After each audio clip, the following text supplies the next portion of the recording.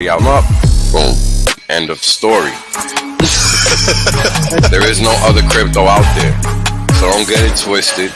If you don't understand where you're parking your money, you're going to pay the consequences for that. And that's just how the cookie crumbles. Boom. We're obliterating everybody. Literally. There is nobody else that comes close to what Hex has done.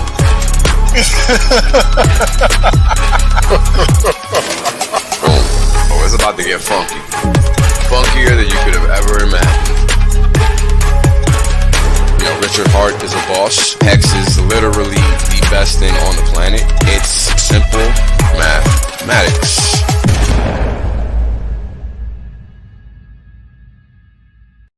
Right? The reality is that I want to be rich as fuck. There's only one way to be rich as fuck. That's by sitting on your ass the longest. Yep. That's it. Yep. That's the secret. The guy well told you. Richard done told you. I done told you. Kareem done told you. Maddie done told you. Everybody done told you. Everybody done told you. These motherfuckers still acting like they don't know. Appreciate that. Yeah. I appreciate that. 100% safe. There's plenty of games left. Valiant done told you. Yo, everybody said it. Man, hey, you know what it is, man? Everybody done told you. Y'all deep. Everybody. My God. Hex agents, bro. Everybody. Australians, man. Everybody gets me. Yo, when is it told you? Dollar told you. Everybody done told you. It's crazy. Yo, what's going on, everybody? Hey, bro, you got the best intro, man. I know, man. I gotta tell you, it puts me in a good mood every time. I mean, it's just funny. Yeah, it's good, man. It's so good. Yeah, it's just funny because it's true, and it works, and it can't be beat. And even Warren Buffett told you. Like, it's time tested, you know. So it's like it's almost like gospel. It's almost like church music at this point. Yeah, it's so good. So, Michael, man, I gotta tell you, you've been a part of the community for a long time. We've never been able to get together and chit chat for one reason or another, and the day is finally coming. I gotta tell you, I'm happy because it's not every day, and I'll tell you this as a prior athlete, because I literally spent my entire childhood just playing sports and ignoring the rest of the world. Hey, cool, man. It's not every day that, you know, a person that is known for one thing can just be like, hey, yeah, I can do this shit too. Right. And especially in our world where they don't want you to be able to do more than one thing. Right. Like, they frown on Put you in a box. Yeah. Yeah, they want to put you in a box. So I got to commend you because it's not everybody that's willing to step out of their comfort zone. Right. And put in that kind of work and put themselves out there in that fashion, because everybody's a critic, but everybody isn't willing to put in the work and put themselves out there in that capacity. So I commend you for that. And from that moment on, I was like, well, definitely got to talk to this guy, because at least he's trying, right? Sure. Everybody wants to get rich, but everybody isn't willing to put in the work, right? And you as a professional athlete learned that young. I didn't learn that until I was older. I thought I was just, you know, my raw talent was just going to take me places. But no, that's not how it works. So, you know, it's all of those things that, you know, they make us each unique. They give us a footprint, so to speak. And that's what adds value, right, to what we're trying to build here as a community. And, you know, thank you for taking the time to speak with me, man. Tell us a little bit about yourself, where you come from, to start off with, if you don't mind. Yeah, man. So I grew up in Johannesburg, South Africa. Born and raised in Joburg. And then jumped all around South Africa, playing soccer all over the place for 6-7 different clubs. Played for the South African national team, played for the junior national teams going through. Traveled all of Africa, playing multiple competitions all over Africa. So seen a lot. Coming towards the back end of my career now, I'm find myself in Cape Town with the family and playing for a club called Cape Town All Stars in Cape Town. So Nice. 32 going on 33 soon.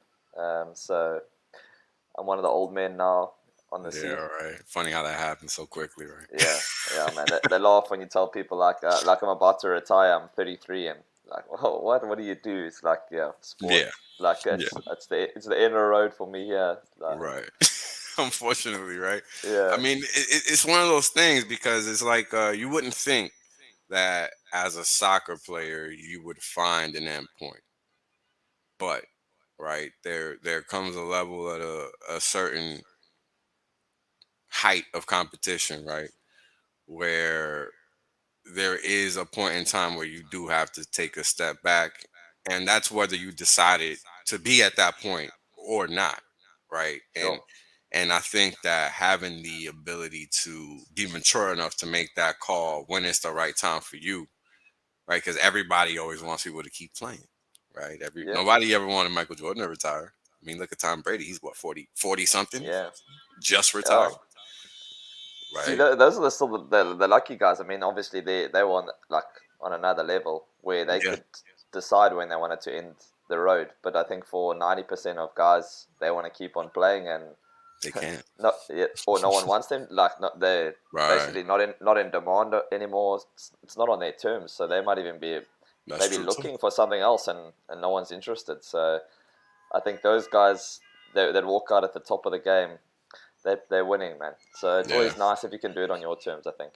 Yeah, yeah, yeah. Well, hell, that's kind of the whole point of crypto, right? I mean, Yeah, that's I think what a lot of people typically like just don't realize, because they're just brought in by the money, and of course, it's about money, but it's a little bit more than that because you have to understand why it's about money. And this is kind of what brings me to my next question because you kind of just laid it out on the table, but at the same time, how did you even end up finding crypto? How did you first hear about it? What brought your attention to it? What made you even take it seriously? I mean, I started with, like I think a lot of people do, with Bitcoin, and once you dip your toe in the water, then obviously, and you start to see the way that, I mean, the value of these things can move around.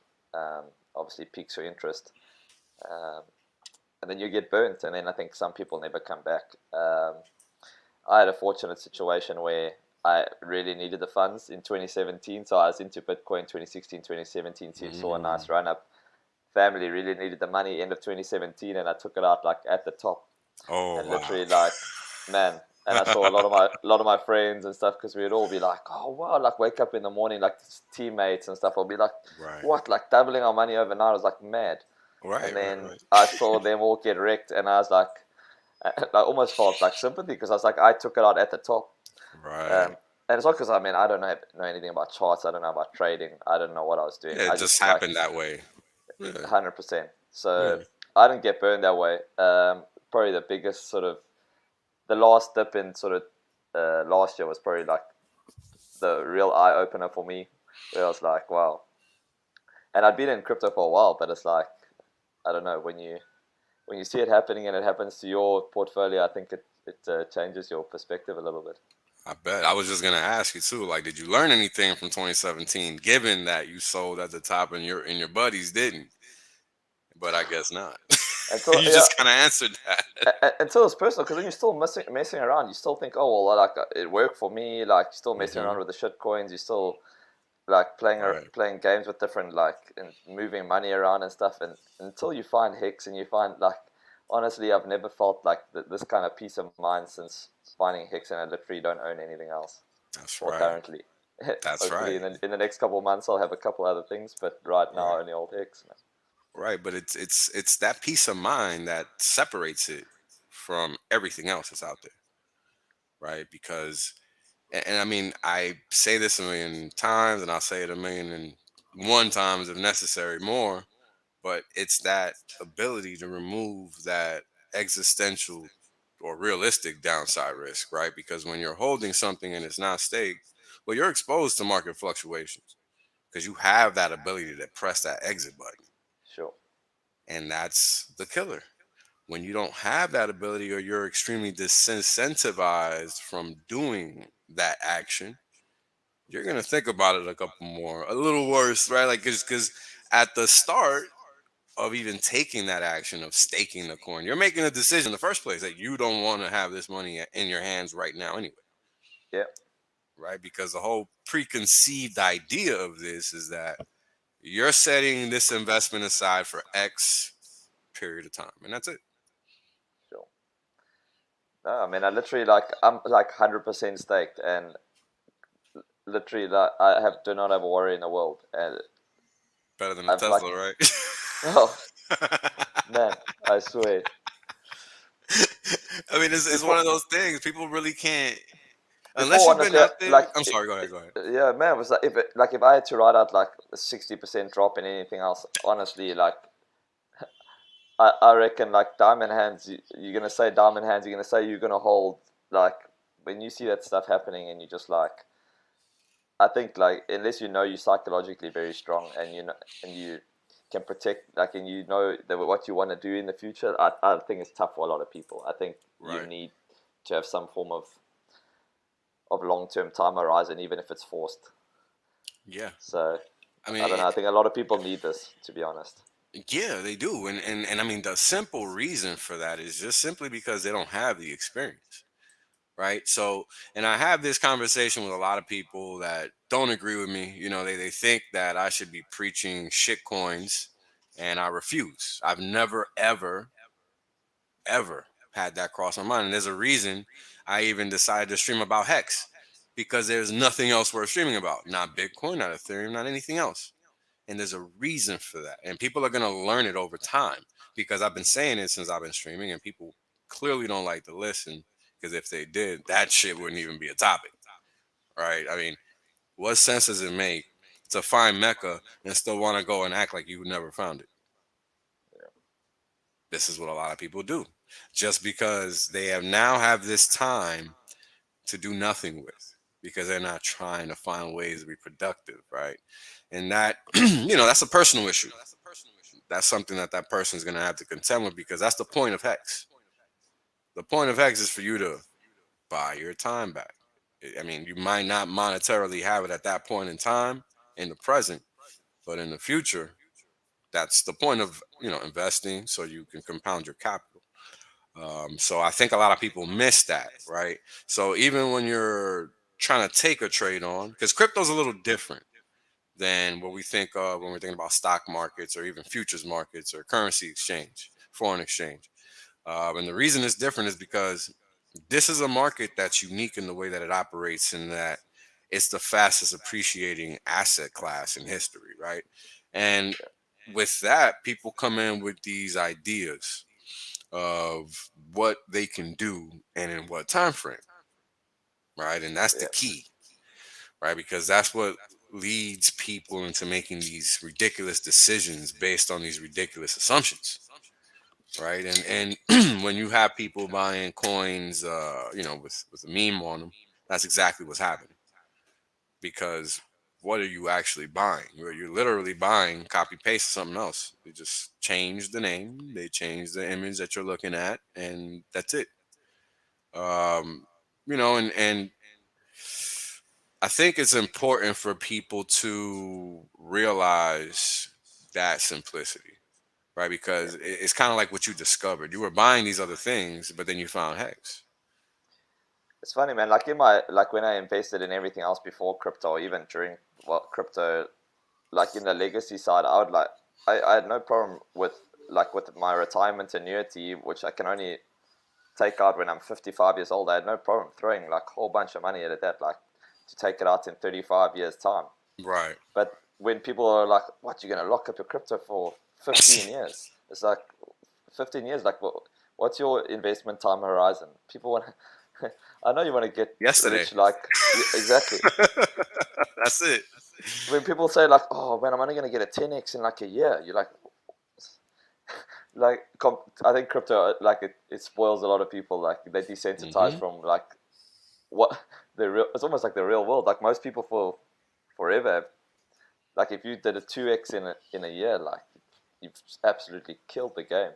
Yeah, I mean, so to do a 10x in legacy markets is like almost a trade of the year, if not the decade. Like Yeah, that is not something you come by, every day of the week. And in this space, it's almost something that you can trip on, right? yeah, So I think people don't realize that there's, you know, as above, so below, right? There's a double-edged sword to every positive that exists out there. Geez, I'm sorry guys, but this horn is killing me. Did you guys hear it in the background? that's like the Johannesburg soundtrack, just sirens in the background. Like we just call Oh it. Yeah, man. that's like our backtrack. Police sirens. This is killing me. I think this is the first time this has even happened, of course. And so when you take you take all that stuff into consideration, it's like, well, why do you think you need to keep slicing and dicing what is already working? Right? I mean, it's kind of like what you were saying when you were 25, it didn't matter, right? But now it matters a little bit more, so you have to be a little more receptive about what exactly you're putting your money in. And crypto isn't like legacy, right? Where you are getting a standardized product, you know exactly what you're putting your money into. There's some, formulaic process that you know is not going to be something different once it reaches the other side. Crypto is not like that. Everything is not unique, and this is the biggest fallacy that I see out there. People like to think that every coin is the same. False, right? Every coin has its own coder. Even if it's copy pasted, you don't know what they're doing to that code, right? And I think that very little detail, that minutia right there, is what sets apart those that are going to succeed in this space long term versus those that are just going to get wrecked ultimately, because it's very easy to get lucky, right? And people don't understand the simplicity in that, because there are these statistical norms that happen in networks as they grow and expand throughout time. Um, and I've explained this before, and it's kind of like when you look at legacy markets and the cost that they could charge you to engage that market back in the day, right? To buy a stock now, it costs you 0 cents. Basically, it's almost free to engage in that market. However, in crypto, well, shit, they're taking money every which way they can, right? And they're taking at least 20% if possible, if not more. So there's a reason that they can do that here, and that's because we're so early. There's not enough people to complain. There's not enough anything to really dictate anything. On top of the fact that it's all supposed to be decentralized. So you're not supposed to even be able to say anything in a lot of ways, Yeah, right? You're just supposed to take your money elsewhere and that's it. But what ends up happening is that you get these ideals embedded in people's minds, whereas their beck and call is no longer the technology at hand. It's now this ideology, which is the weirdest thing, because Mexicans get attacked for having an ideology which is not based on any ideology. It's just based on things that actually work. Could you yeah, talk a little bit about that? Like, 'cause you're kind of like an outsider, right? Like, you're not considered a Hexican like the rest of us. You basically found us the other day, right? Relative to everybody else. I mean, it's for sure. it's it's just one of those weird things. How do you see it as a relative newcomer onto the crypto scene? Well, at It's least just, for Hex. man, yeah, it's just completely different. I mean, I was jumping between, like, I think, like most people, you're just trying to chase the narrative, and you're following people Chasing money. who think they know what they're doing, Hmm. and you realize that they have no idea, but they're telling you invest in this, invest in that, and they're changing at the drop of a hat, or when someone offers them $5 here or there, Yeah. and you're just like, and literally when you don't know, you're thinking like, well, these guys must know. Like, geez, they have 500,000 followers, they have 1 million followers, they must know what they're talking about. Like, why would I just follow this guy?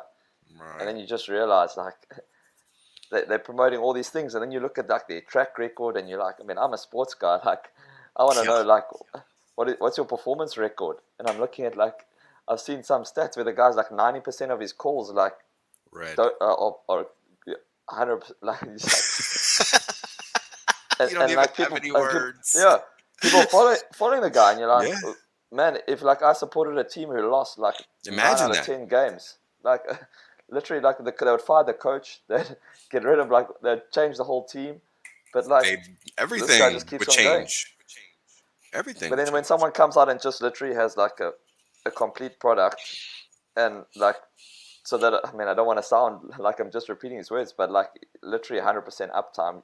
I mean, You're just these stating the scams, facts, like, man. I don't know. oh man, yeah, all the, like it scares the living daylights out of me when I like all these things, these hacks and stuff. And as a new guy, you come in, you're thinking like, man, if I put my money in this, like, what if it just like rugs and all my money's Yeah. gone and stuff? It's like this guy's created a full product, and people are not willing to take the effort to look into it and see what it's At all about. all. And only when you really dive down like the rabbit hole and you do your research that you like why are more people not talking about this? Like, it actually like almost pisses me off that for the longest time I didn't hear about Hex. Like, I still Yeah. like ask my mates, like, do you know about Hex? And they're like, no, what's that? It's like, oh, didn't that? It was like it popped up on Coin Market Cap for like 15 minutes the one day, and I was like, okay, that's the only Wow. time they've ever seen it. Like, and that was the case with me for the longest time until I think I like bumped into, I How'd you saw a find clip Hex? of How'd you Richard find Hart on some. Hex?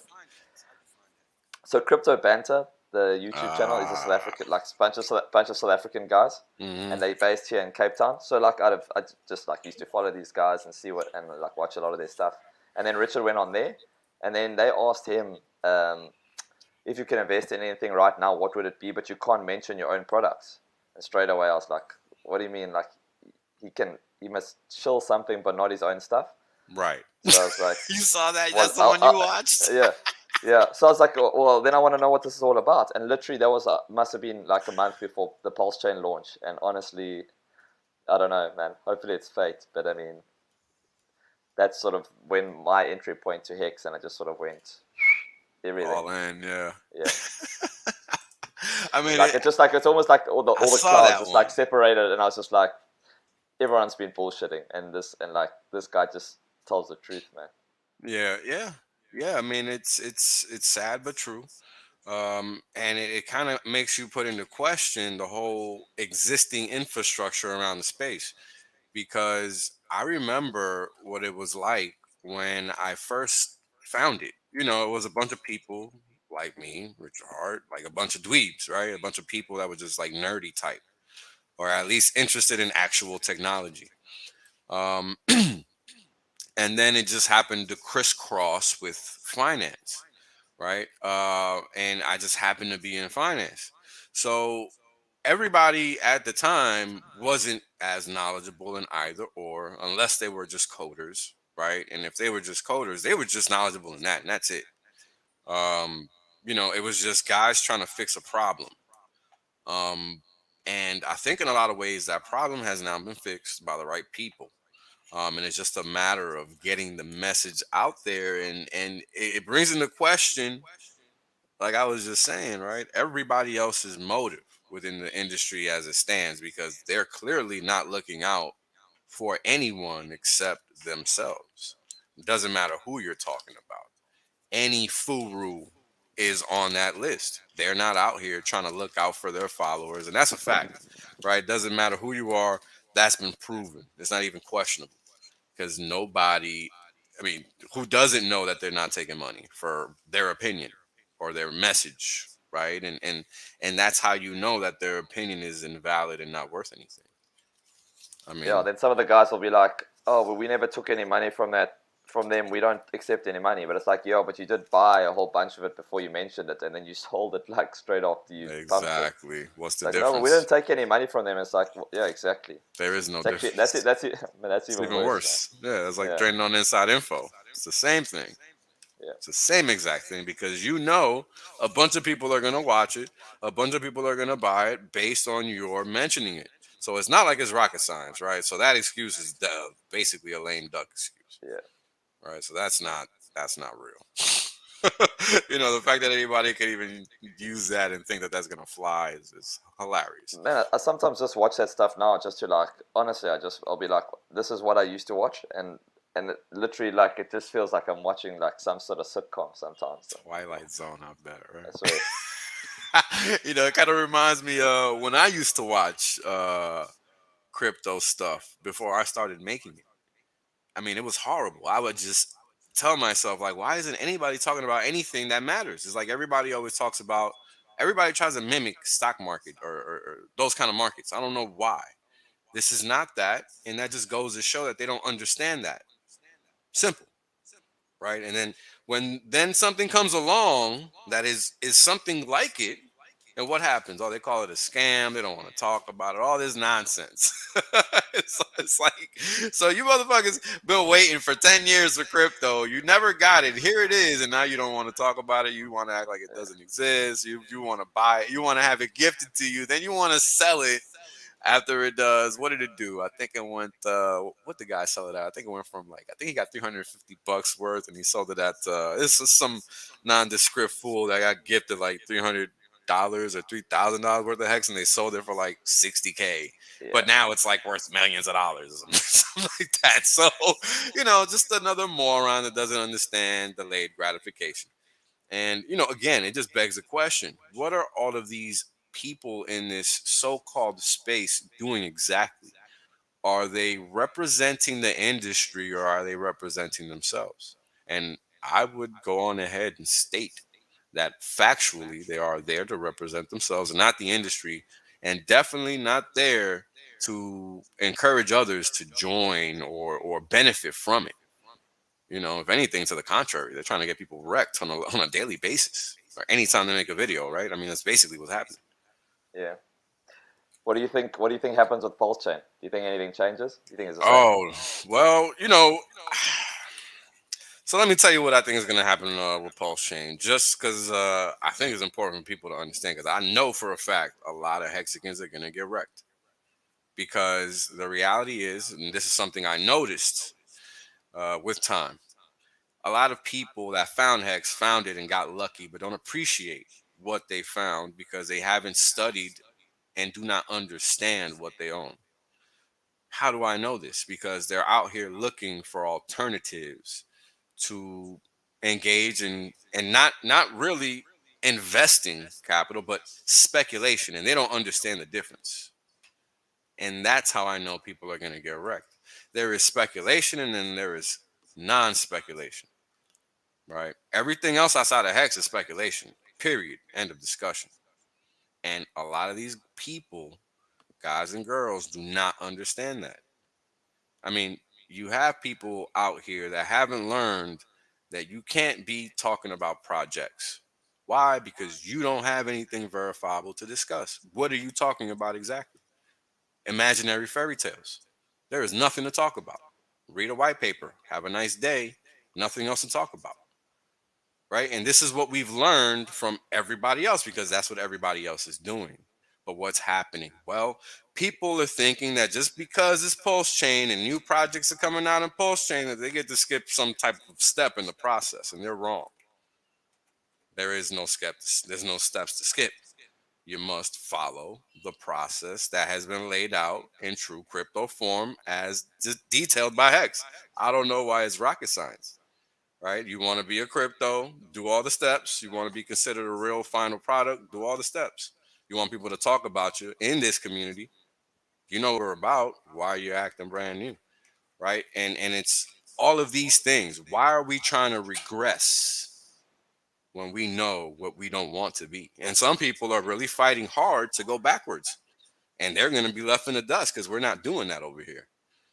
So while there are a lot of projects coming on the Pulse Chain, they can be projects all they want. However, there will be a standard by which these projects will be held if they want to be considered true crypto or not, because there's going to be a standard over here. You understand? Because Richard Hart is the one laying out this ecosystem. So while everything will be allowed to exist, it doesn't mean everything is going to be the same standard, right? Or the same quality, right? Because Pulse Chain is just a network. And what exists on that network is not necessarily a function of him. It's a function of community and what the community adopts and what the people in that project are promoting, right? So it's a little bit of everybody, but at the same time, it's a lot of us because we are the ones that set the standard. And that's the way I've always viewed it. My standards aren't going to change just because Pulse Chain. I think a lot of people are assuming that for some odd reason. It's not. I'm only going to talk about products. I will never talk about a project. I don't give a damn if it's on Pulse Chain because I can read. Once it works, then we'll see how it actually works, right? And I think people need to get their mind in that frame because that is what allowed Hex to achieve its success, and that is what allowed us to not get wrecked. Sticking to the true principles of crypto, smart investing, delaying gratification, not overreaching, right? Of course, some people probably staked more than they should have, but that's on them. But it's understanding all of these facets, right, of what we're doing here. Because I think people don't really understand that Pulse Chain is much bigger than just helping Ethereum reduce its gas load, right? Like, this is going to allow a lot of dormant projects to come alive. This is going to allow a lot of new whales to be minted. This is going to do a lot of things for a lot of people if they want to participate.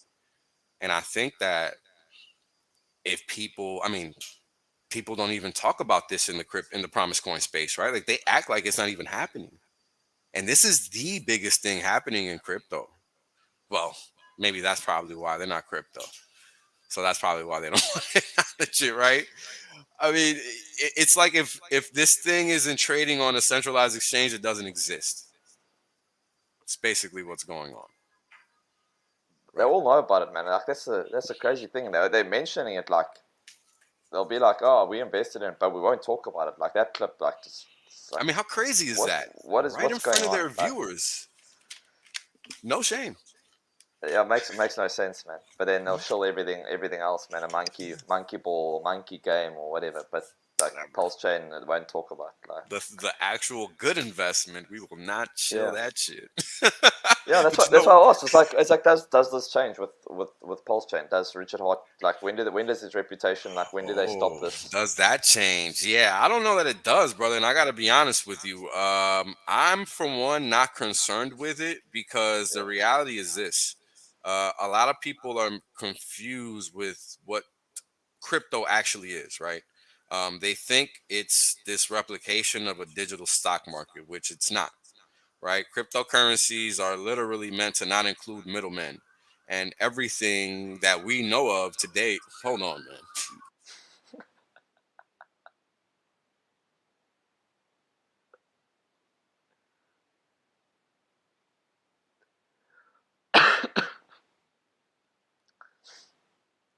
takes me back to Joburg, man.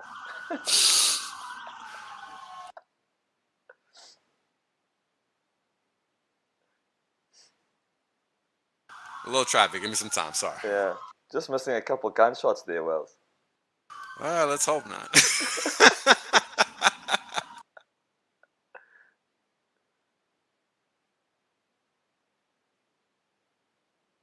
I mean, it's like 2019 all over again with all this traffic out here, man. I don't know what's going on the past few days. Jesus.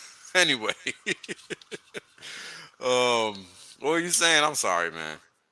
No, it's just man. I just wonder when like does this ever change? Does Richard? Oh, right. Yeah, I got to be honest with you, man. I think we're just going to have to usurp the whole system because it's fake and false anyway. Right? I mean, look at what we've done in our community by ourselves. I mean, we got athletes that are better than all of the Promise Coin streamers. I mean, I got to tell you, bro, that's saying something. Think about it. I mean, Yeah, this man. is what those people get paid to do. Yeah, Yeah, say no more. Right? I mean, it's embarrassing. That's not a real industry. That's like everything else. It's theater, right? I mean, you can't pretend that's real when you don't do that full time and you're better, yeah, right? I mean, you got to really come to terms with that because that's a reality. These people that are making millions of dollars day in, day out off of lying to people, that's all that they're doing. Literally. As crazy as it sounds, that's exactly what's happening. Why? Because it's allowed, it's permitted, and in fact, it's encouraged because they don't want people to escape the fiat system. I mean, Zimbabwe, right? Yeah, I man. mean, you're not far. No, I don't. I mean, you're within the same landmass. Like that shit was the no, other man. I day. play. Honestly, I play with I played with. There's probably over 100 guys in our league from Zim, There you and go. literally they can't even. They don't go home, man. They just they send the rands home, and the rands terrible And currency, but exactly, I and they was literally just getting they there. support their whole family like off their salary Off here of in South rands of Africa. all Yeah, things. That's fucking insane, man. no man, Jesus Christ. See, and yeah this man, is why we need crypto. I mean, just thinking about that just makes me mad because I'm from a third world country. I know exactly what's happening with all these currencies, and your currency specifically is en route to where my currency already is. Yeah. yeah, My country's currency is like 57 to $1. Your yeah. country's currency is what? 16 16, and right? Yeah. yeah, 15 and like So 16. about 3x away. Yeah, 4x away. And that's it. So a 4x devaluation in the value of your currency just because people decide to engage in that value transfer mechanism. And I don't know if those words sound complicated or not, but that's literally the only reason why we all suffer is because we choose it. And that's fucking real. I don't think people realize that. The sooner we realize that we have control over what we decide to account our value in, then the better off we will be sooner. But that's the hard part. Everybody thinks they know everything and nobody knows anything, and nobody's willing to appreciate that they don't know everything, right? Because if there's one thing I've learned from being a Hexagon is that there's a lot of people out here that know a shit ton more than me, but just as they are as valuable to me, I am as valuable to them. Why? Because we all understand that we all bring our own unique aspects to the table, and it's not no food, no funny stuff. yeah, You know what I'm saying? So that's kind of like important because people don't realize that this stuff is possible, right? Like I didn't think that you could ever find a community where you could actually just be yourself, take care of your business, and you're applauded. yeah, Simple. yeah. Like every like I mean, for a small period there, I think there was a bit of tension in the community. Like I have no idea. Like I was too new to know exactly what was going on. But like there was a bit of tension. I was just thinking like, man, like none of our streamers like are big enough that they're actually making any money off of YouTube. Like it's literally everyone's just here for the passion and just Yep. like it's not like anyone's shilling anything or getting 100,000 views a video. No one's making money off this stuff. Like everyone's just literally doing it to promote Hex and to spread the word, basically. Right. Whatever they're trying to promote. I mean, look, I think everybody has their own agenda to a certain degree. Yeah, My agenda is very always been clear, and it's to attain freedom for all, whether they want it or not. And if they don't want it, well, they don't got to deal with it. They can be in whatever jail or whatever mental, incapacity they want to have. That's not my problem. But yeah, I, I'm pretty sure everybody agrees with me when I say I think we all want to just be left alone and to live the happy life we want to live. And that's basically my goal. And the only way we get there is by everybody understanding that only they can give themselves that. yeah, Nobody else can give you that shit. And I think that a lot of people are confused in that regard because I know when I first joined the community, I was very adamant in helping people understand, hey, you already got the money, but that's not the solution. That's just a little step in the right direction. That ain't doing anything for you. You have to understand the bigger implications of the world we're in and that you just can't escape the wrath of people wanting to control you. Right? Because even the president got a boss. Everybody has a boss. Everybody got somebody telling them what to do. Um, and I think that reality is probably lost on a lot of people. So I know for me personally, that causes a lot of tension within the community, and I don't care because I know I'm on the right side of what's coming, right? So that doesn't concern me. But a lot of people do have issue with the fact that they don't really grasp the seriousness of what we are doing as a community, right? Because it's one thing to pump your bag. It's another thing to want freedom. Two different things, man. One is not a direct corollary to the other. And I think that people don't realize that, right? I mean, think about and bear with me because this is a real frame of thought that people in this country in my business have because they're this stupid, right? Um, Take into account the fact that we're about to experience some serious inflation worldwide. I mean, the rest of the world that's beholden to the dollar has already been experiencing it. It's Yeah, just now coming to the West. So you're gonna find people that think they're about to be rich because the value of their assets in quotes is going up, but what's really happening is that they're fiat poor. Their value is actually less because when they sell those assets, all those units of dollars don't actually amount to much once they're put versus something else. And this is the big thing that eludes people mentally, like that kind of second or third order effect, right, of a cross currency exchange. And look, for me, it's always been obvious because I'm naturally a foreigner. I'm a first generation American, right? Like my traditions and everything isn't American, so I understand that, right? Most Americans don't think outside of the dollar, and that's why they can't visualize that impact, right? So for a lot of people, it's gonna be eye opening, man, and it's gonna be fucking earth shattering. I mean, imagine a lot of these people think that their $100 is $100, and they don't realize it's really one. yeah. Man, I was making like I was actually chatting to one of the other guys, like American guy, the other day, and I was like I don't know how you feeling about your sacrifice, but I'm already 30% up on the rand since I sacrificed. So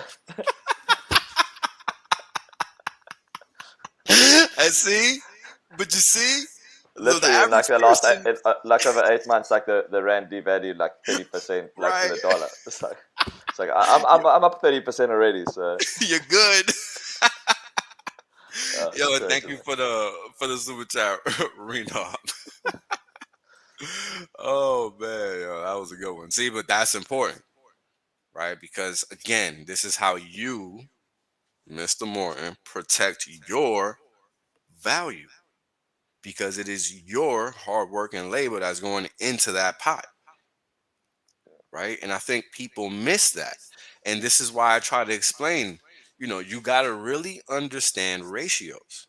That's not a question. If you're trying to succeed in this game, whether it's in crypto, stocks, futures, whatever, you must understand ratios. Why? Because if you cannot understand the difference between relative valuations, you're going to get side blinded. You're going to get blindsided. Somebody's going to take you for a sucker, and you're not even going to see it. I mean, look at everybody in America. That's literally what's happened for the past 40 years. Literally.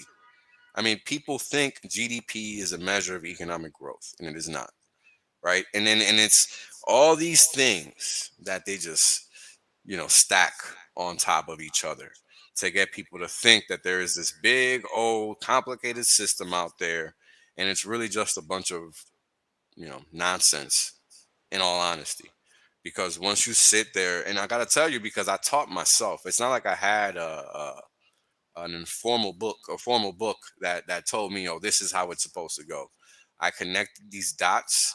I've proven them time and time again. I know they're true, and I've showed them, right? I mean, I have all this work. So when you sit here and you look at the facts, relative valuation is everything, and it's relative to you because you are the person investing.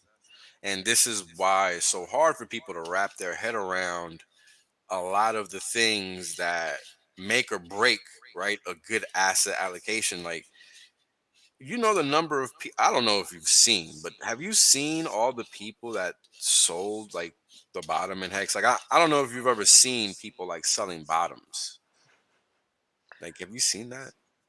Man, the last I like in my head I thought I was like surely like building up to the fork. I was like I didn't I probably man I don't know. I didn't think there was going to be much selling. Like that was in my head. I was just like, There's how? no Why? reason Like to be. why? Why? It don't I make don't any know, man. sense. I thought like maybe I was like in my head it's like maybe they think that then they can buy cheap hex on the Pulse chain and they're like building this You know bag that they, what? That and I'm just that I gotta tell you, I gotta think that that first item is one of the reasons because a lot of people don't understand that the price is not gonna be the same or is gonna be the same when it launches. A lot of people don't realize that it's not gonna be cheaper.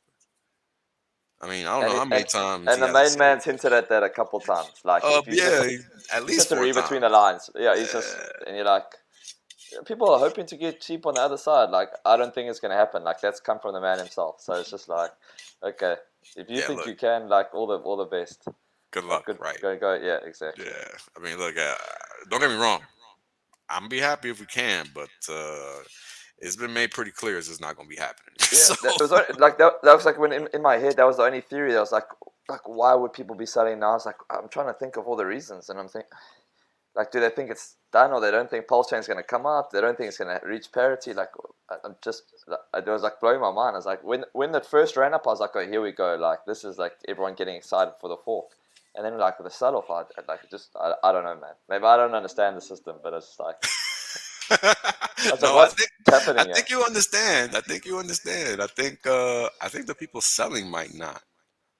Yeah. Cause it's I gotta tell you, I've been around markets for a long time. And just like you, I'm perplexed. So you're on the right page. And it's not even like guys that were like selling a portion. Like I've just seen guys like emptying their bags completely, and Yeah, yeah, yeah. like you're Yeah, not yeah, even yeah. coming with us for the ride. Like you're not No. even gonna leave a little bit in the tank and see what Nope. happens. Yeah, Nope. strange, man. Strange. This is a cool comment. Shout out to you, Day 43. Well, here watching on my girlfriend's account. Love you, Wells, and have watched this your first stream. Welcome all newcomers. Just bought first house and property cash. Held for 2 years. There you go. Awesome. Yeah, Delayed gratification. And 2 years isn't even a long time. It's just Hex is that good.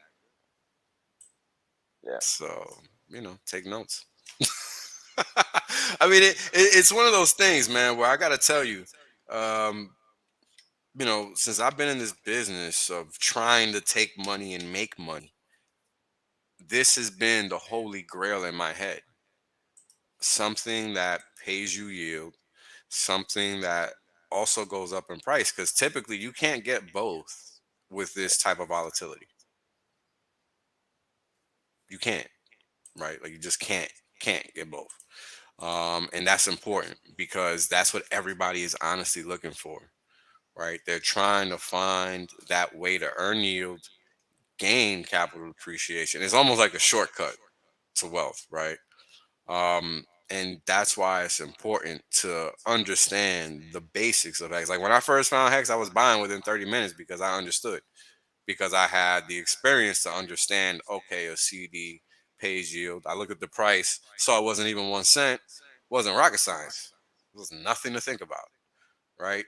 Because once you realize the very simplistic design behind what is actually Hex, like from a very hierarchical view, right? Once you start trying to understand T-shares, just the term T-shares alone makes it complicated. So, Yeah. Like my first stake was like maybe a month, and see, then yeah, and then the next one was 5555. Like right, it literally took me that long to work it out. I was like, figured out, yeah. it's like I did it for a month, and then like literally a couple days in, I was like, what am I doing? It's like the next one was Right. like bang, That's and right. then like laddering from like the top down.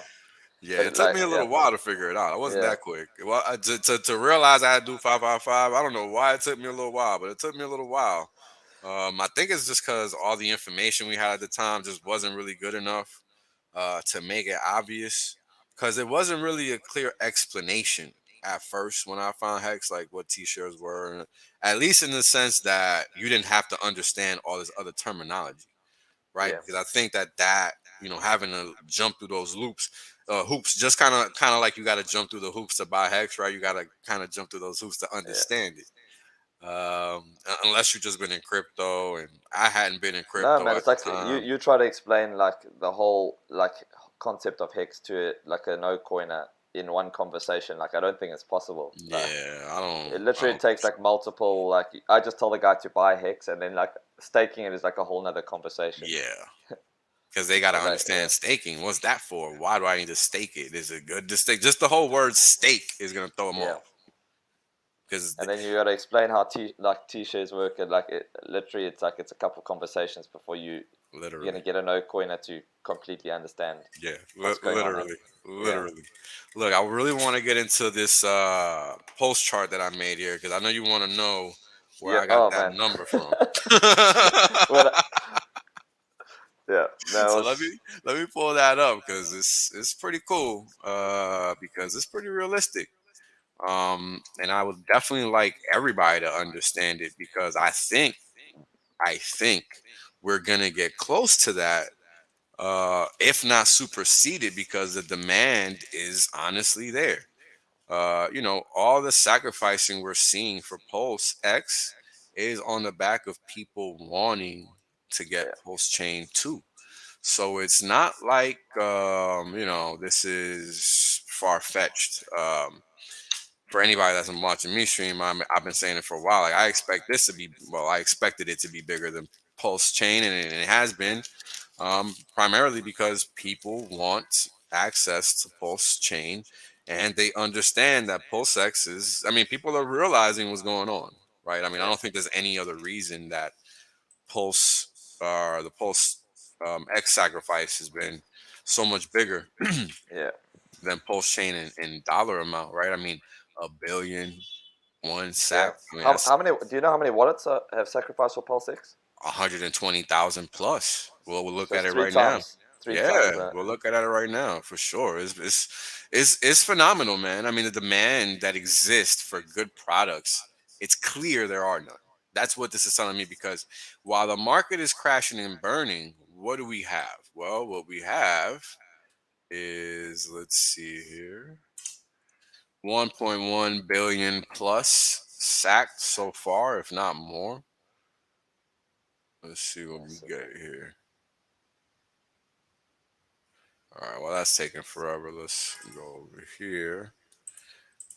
Just so we can look at this. It's a little higher now, but it's just marginally, not much. Let's see if, okay, so 1.01 billion, so 1.013 billion USD, 128,000 wallets. So Man, it's 1 more than three point, times the amount of yeah, wallets. yes. And if you want to see Pulse lead XYZ Okay, for the old data, that'll have the old 41,000, data. I think. Yeah. No, I think they have it updated, don't I they? have that. Okay. I think they might have. I think it might be showing. Oh no, it's showing still the same one. Okay, Yeah. where did I see the? Yeah, but that's like obviously that wasn't including the last 3 days, I think, if I'm correct. No, it's not. But I have Yeah. the Google Doc Oh yeah. that shows. Let me pull up my. Hold on, let me pull up because I think that Google sheet. Where's the hex stuff? Yeah, I think this has the number of SAC addresses. Does it not? I mean, I could get it from here anyway, but I thought it had it. Guess not. Yeah. Let's see. Okay. Are you not going to go all the way down? I really hate Google Sheets. Hold on. It just doesn't work like everything else does. Um, if we can get this number, it's just going to take a little time. So we're already surpassed 41,000. We're already at Okay. Yeah. 56, Okay. 60. Just let this junk load. Okay, 62,500 addresses. All right. So double. There Man. we go. 30 plus percent more. So that's pretty major, right? And this is all pre-release, pre-everything, right? Nothing has even launched. It's still being worked on. I mean, the test net itself is just beast mode at all times. I don't Yeah. know if people are watching it, but It's flying. I'm hard pressed to see any issue in terms of throughput. Oh wow, it finally went up. Like it was 3 seconds for a long time. because on the first test net it was 4.5 average, Yeah. and it was 3 second average for a long time, and it finally went up. I think the last time I looked at it was maybe a day or two ago. It was still 3 seconds, so it's probably within the last 48 hours that it bumped up to 3.2. So I mean, this is crazy. I mean, for all we know, this isn't even accurate because it's indexing Yeah. right now. So I mean, this is phenomenal.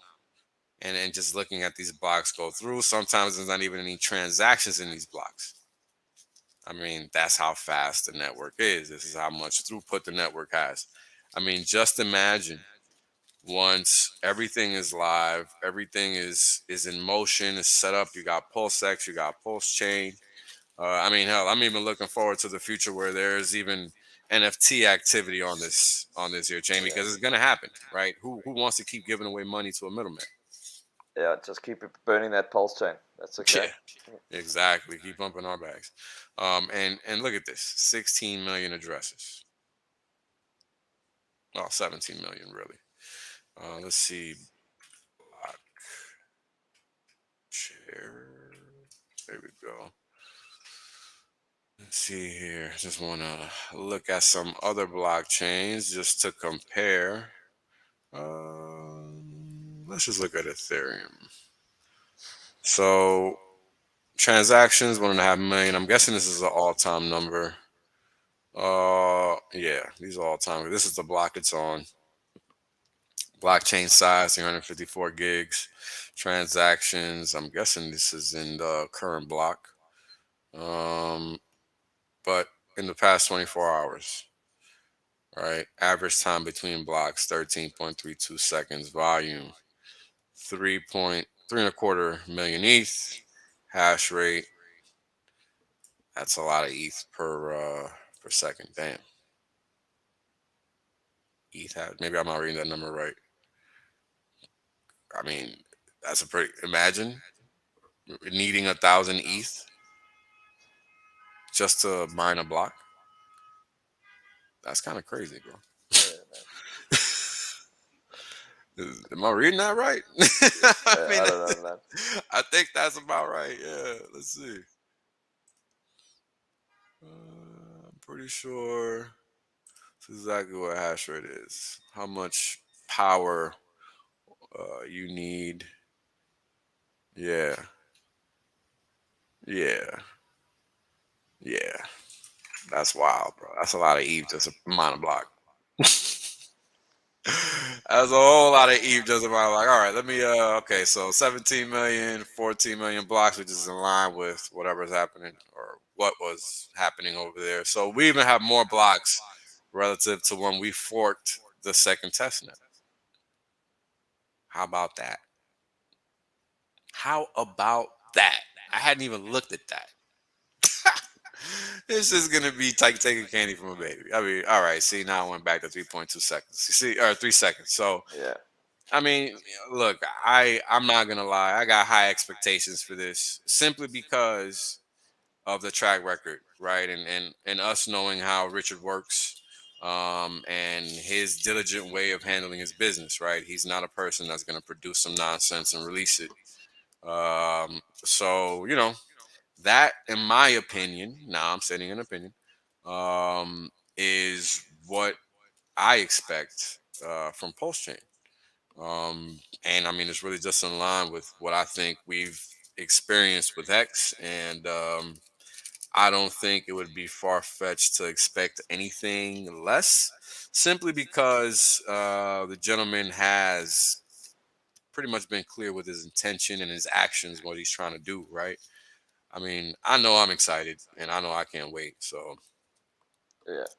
as long but it's funny. Now, let me know what you think about this. I think the longer that it takes to release, the bigger bang we're going to get from the release date, right?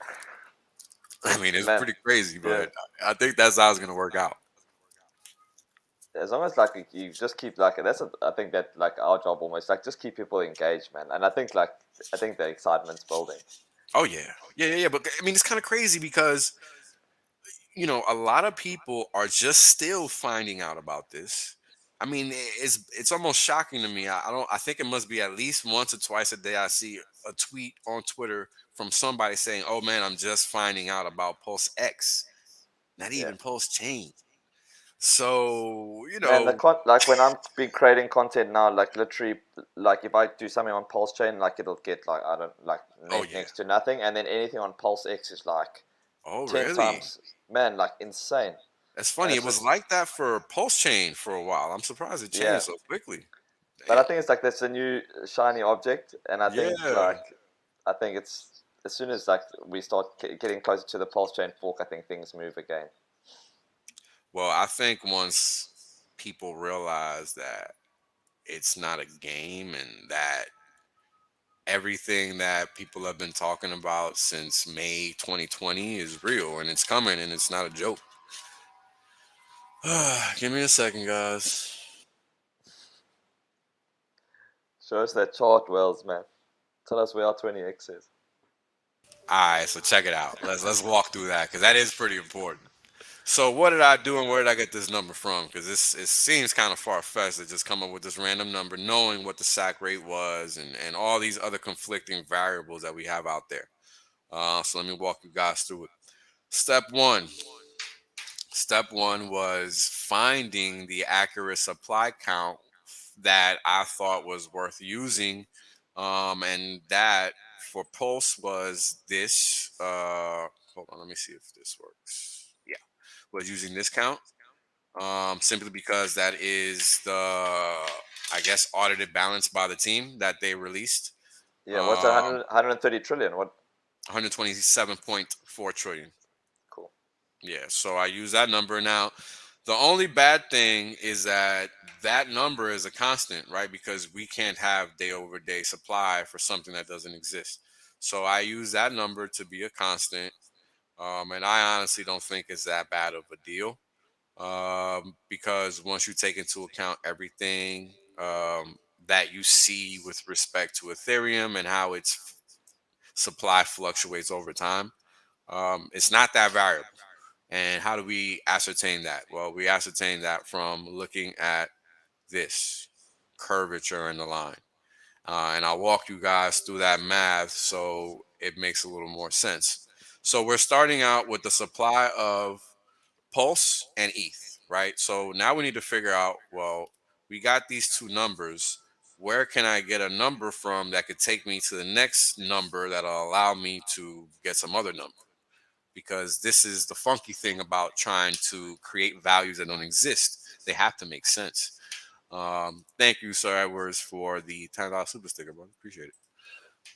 So we start out with the supply for Hex, or I'm sorry, the supply for Pulse Chain, the supply for Ethereum, and I went back to the end of the sack phase. And from that moment forward, I started tracking the constant value that is the Pulse Chain supply sack value, 1.127.3 trillion.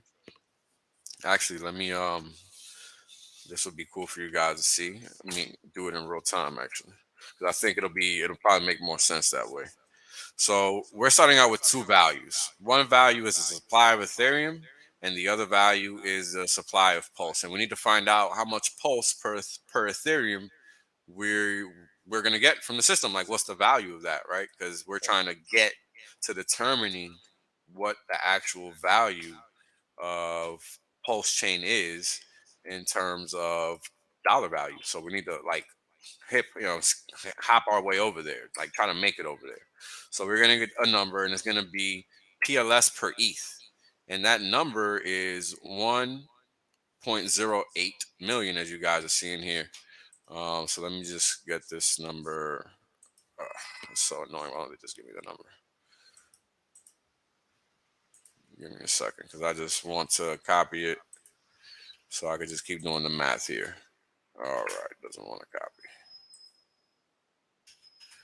All right, so we're gonna get rid of all this. So now we have our PLS per ETH. Right, this is what we have now. So now we have an actual valuation for PLS anytime we want. All we have to do is take something that exists and give it a relative value.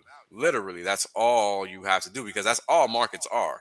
All these automated market makers are doing is just that. And then what they're doing is that they're extrapolating the dollar value by taking the root of these values that we're getting from these ratios. That's all that the AMM ultimately does. I'm pretty sure that if you're not quantitative, this is not making any sense to you. So I'm sorry. Let's keep going with the explanation here. So we have our value per ETH in terms of PLS. So our PLS per ETH is 1,082,451 PLS. So if we wanted to know how much PLS was worth per ETH, one PLS per ETH, we would just take this and divide it by the dollar value, right? And we're gonna get some small number because, of course, this is a 7-digit number, and 7 digits divided by 4 digits, let's say it's 2,500, right? It's gonna give you, oh yeah, sorry about that. 4 digits divided by, right? It's gonna give you something close to what we're ultimately gonna get, but we're not concerned with just taking that base valuation. We're concerned with getting a thorough valuation. So what that means is we then have to take something else to cross check it with that exists and has a value. So the first thing that comes to mind is Hex. So if we know how much PLS we have per ETH, then the next logical step is figuring out how much Hex you have per ETH. That way you cross out the ETHs, and now you have a Hex and PLS number. And let's see what we get after that. So now that we have this value, we're gonna tuck it away, save it for later. Now let me use the last values that I have for Hex ETH. Um, so I think the last price. Let me see, what was it? Like 18 cents. I think it's like 20 cents right now. Hex is like 20 cents right now, if not close to Yeah. it. But the last price I have for both items, give me a second. Okay, so I got 18.4 cents for Hex here. And the ETH price is 2,800 bucks basically. So that's what you're looking at on this chart. Like that's the valuation on that chart. But I'm gonna walk you guys through how I got to that. So yeah, we're just a hop, skip, and a jump away from 20 cents. And oh, we almost hit it today. Yeah, ETH's pumping. Yeah, I'm pretty sure the whole crypto market is pumping because the dollar's Yeah. dumping. We were at a point in time where the market had just basically crashed 50%. So, they gotta make it look good before it continues crashing. Is the dollar dumping because it's up against the rand? Let me see. Probably. Probably. Give me a second. Pull it up.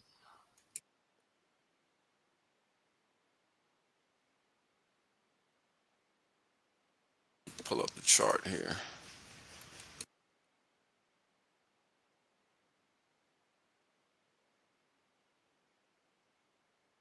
Give me a second, guys.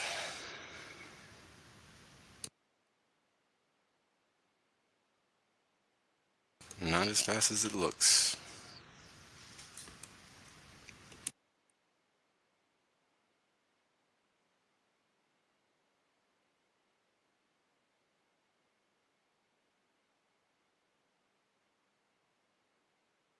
Okay, so the dollar basically is down relative to the past few days, but past 6 months is up.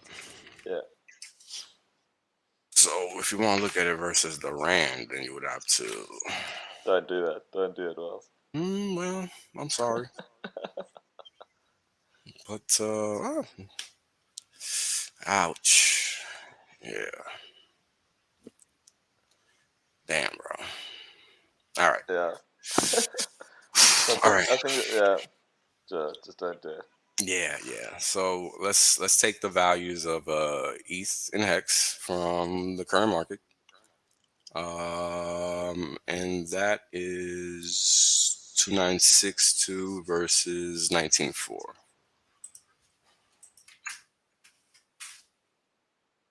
We are dividing.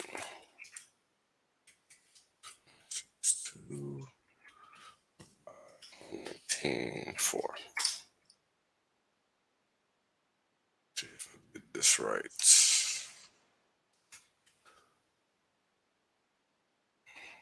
Let me make sure I give you guys the right math.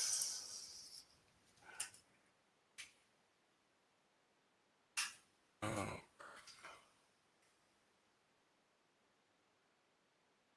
okay, here we go. All right.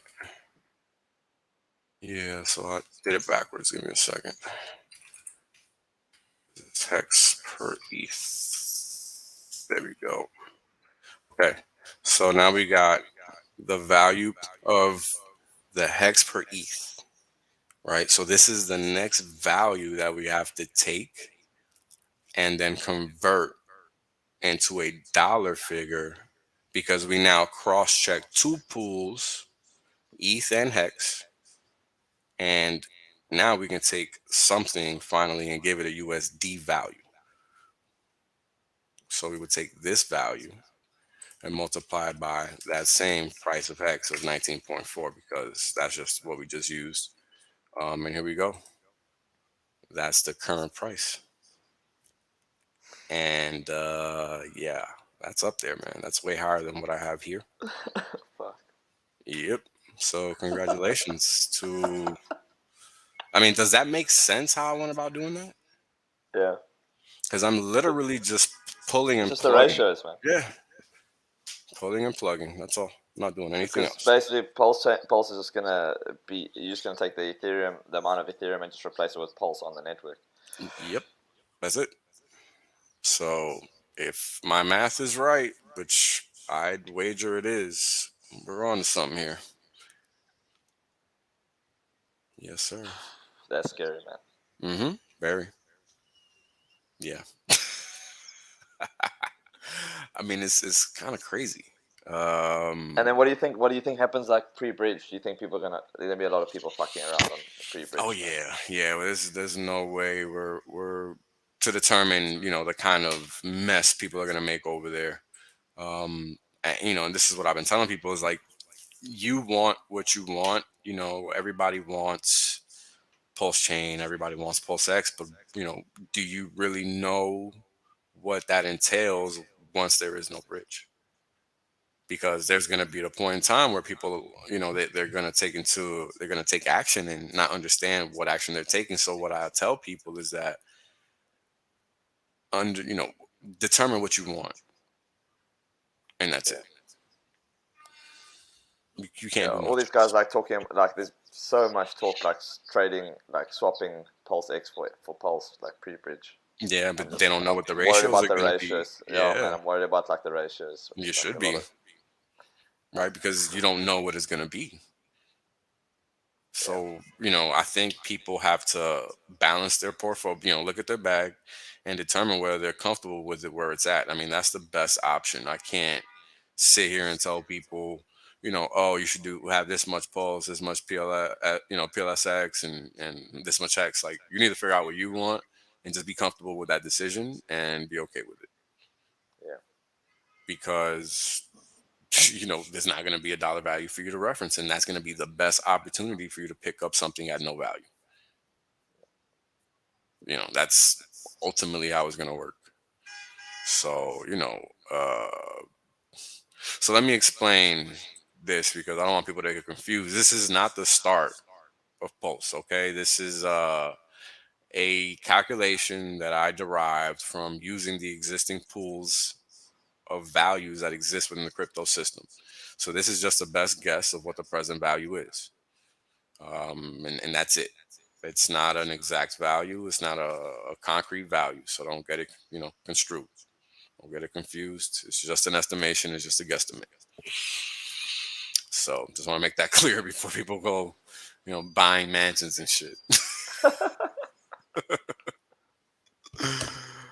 I mean, yeah, and people, they're not gonna know. It might not be 1 to 1 because what if the supply isn't 127 trillion? It's not gonna be 1 to 1. So people have to be aware of that. And won't as people start to move things around, then that ratio is going to change, even That's pre-bridge. right. Yeah, That's right.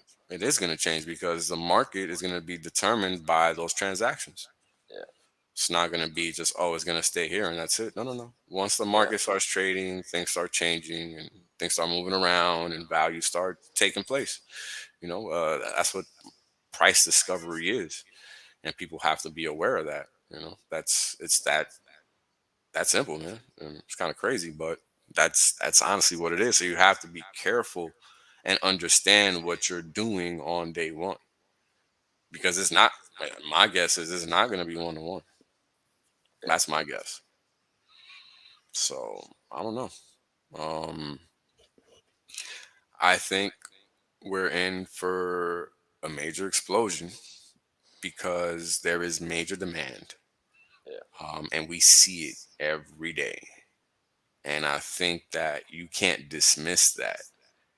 Um, I mean, if you look at just the sentiment on Twitter, I mean, people are mad at ETH, right?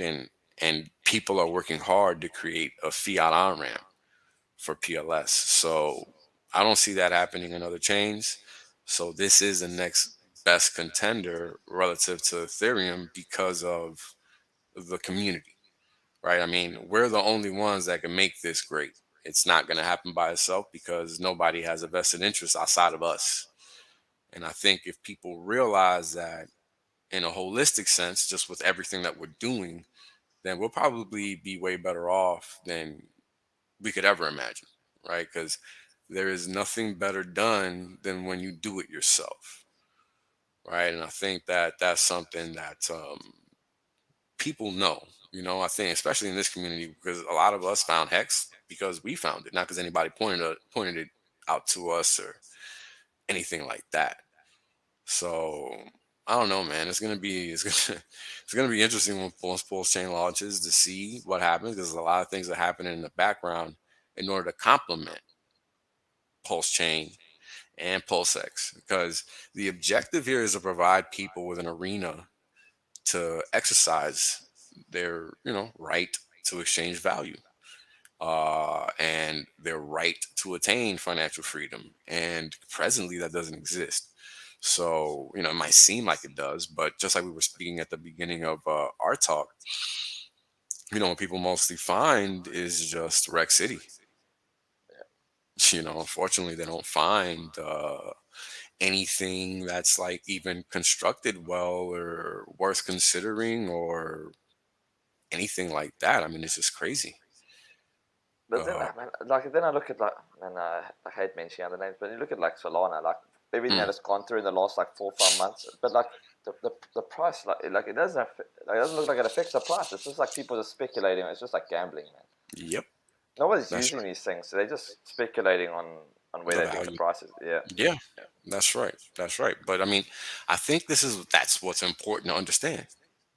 Um, it's one thing for something to have a price.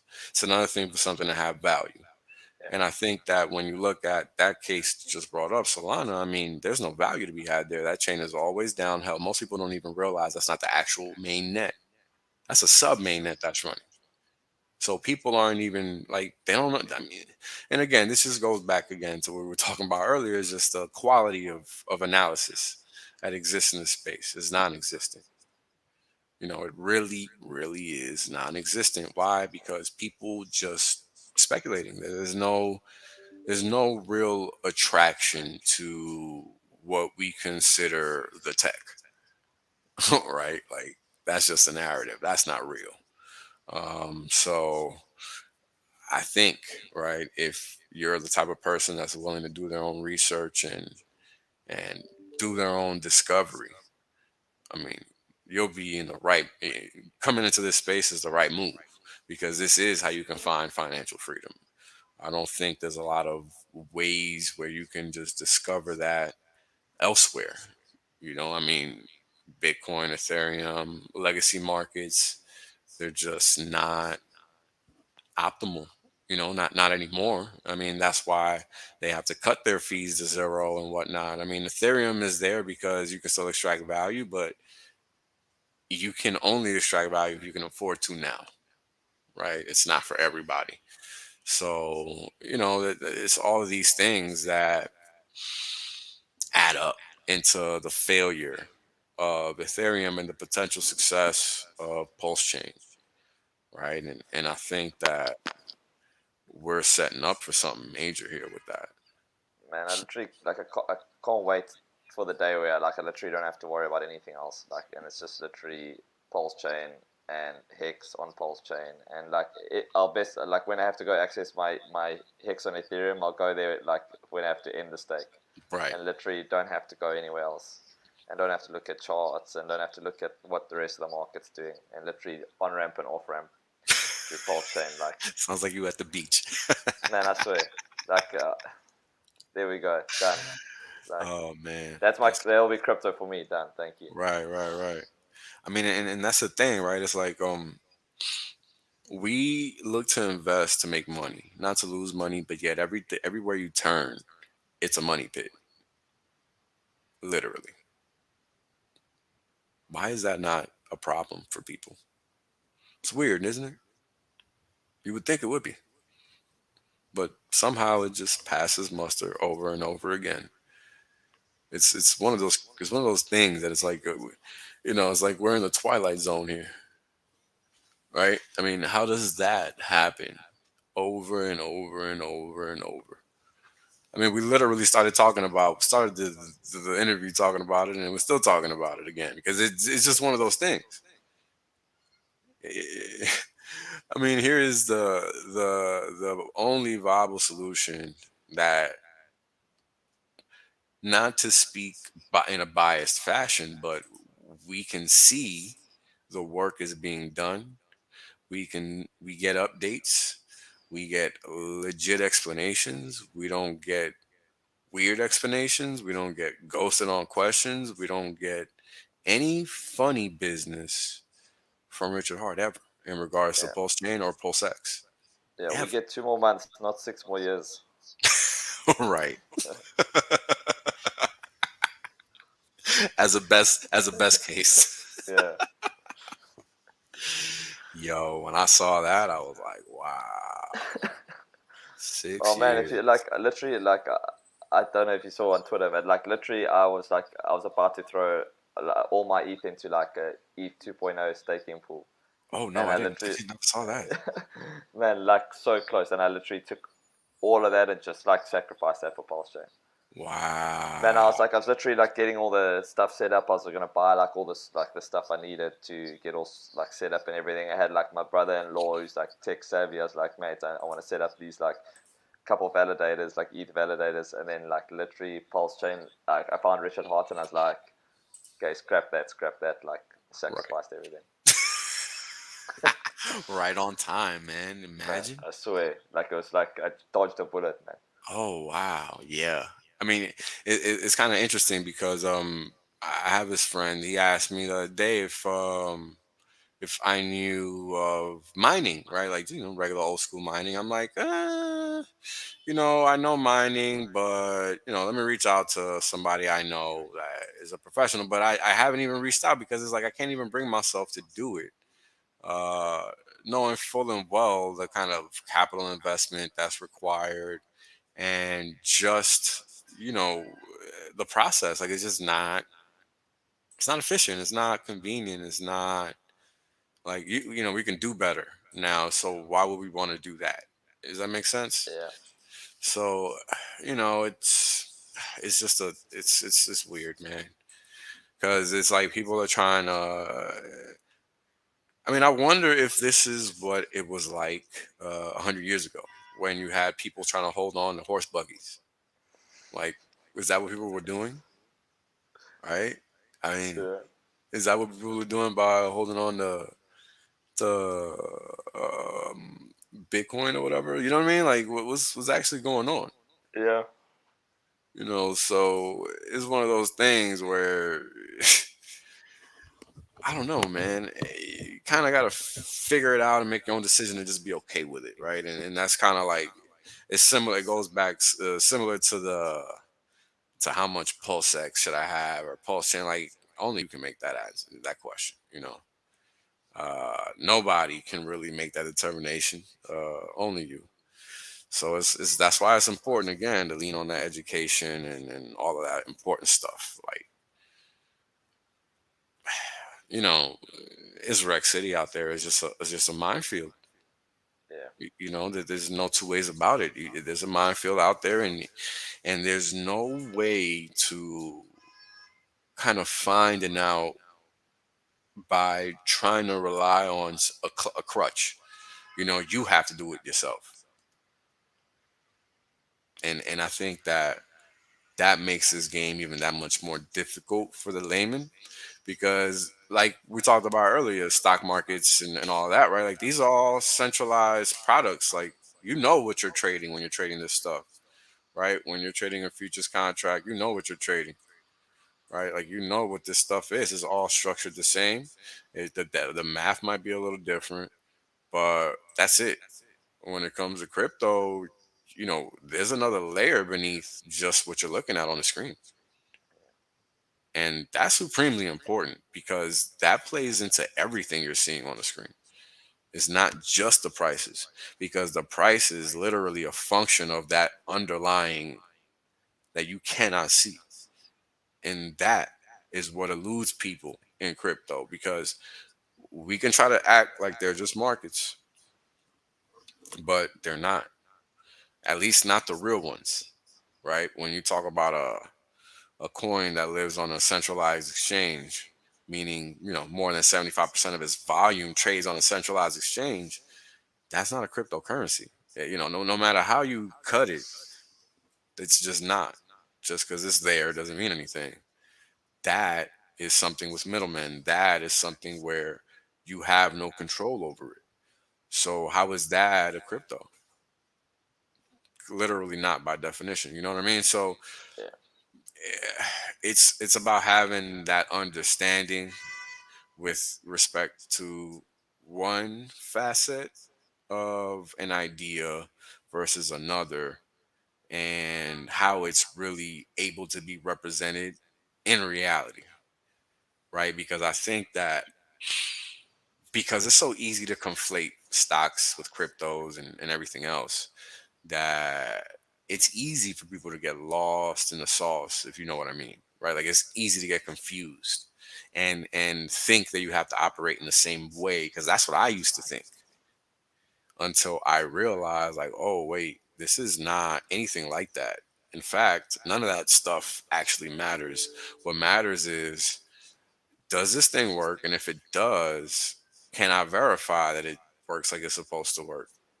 Like, that's literally it. Nothing else ultimately matters. And I think that that's very hard for people to wrap their head around because they're used to just staring at this, selling that, you know, clicking that, then click and buy or click and sell, and that's it. You know, that's the extent of what they're considering in a decision to buy or sell anything. Um, and I think that that's the danger that people are running into when they're finding, like, look at this Bitcoin, 40,000, but why? Right. And these are the things that people ask themselves. I mean, is it because they've been dumping the dollar like crazy? Like, what's actually going on? Right. Like, you got to look at those kind of things in order to understand what is really going on in the underbelly. Let's see here. So, circulating, oh, wow,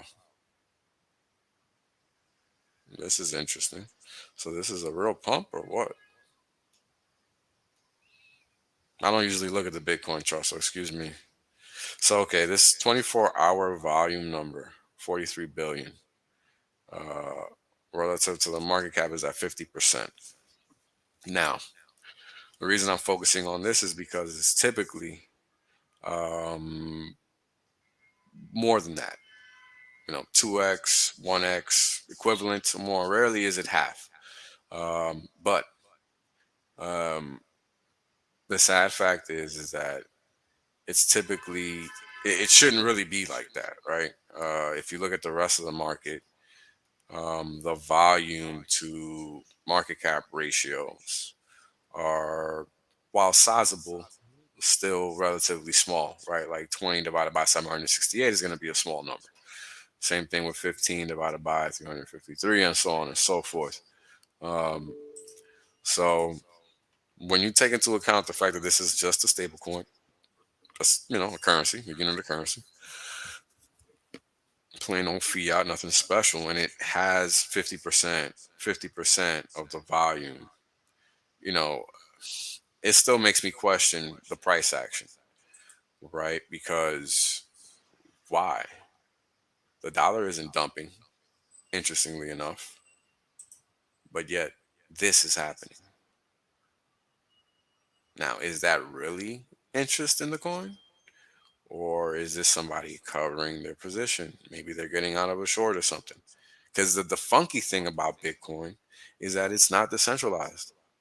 So the price action you get here is not what you're going to see on the blockchain all the time. And people have a hard time understanding that. But this is what happens when markets get papered over, right? And that's already happened to Bitcoin and Ethereum. It's just a matter of how long it takes for it to take effect. Now, I'm going to go on ahead and say that the market probably isn't going to pass 42,000. Just doubt it. Reason being because there's just a lot of supply above this area. Right now, it'll try. It's gonna sure as hell try. Maybe 50,000 is a better figure. No, not 50,000. 43,000. 43,000 is a better figure. Um, I mean, it's just they play these games with capital, right? And this is how I figured out how to look at the market because you know th- nothing is put out so that you can just pick it up, right? You gotta piece it together. And when you're looking at how dollars and whatever is moving, right? It's almost as if you're looking at the blockchain in real time.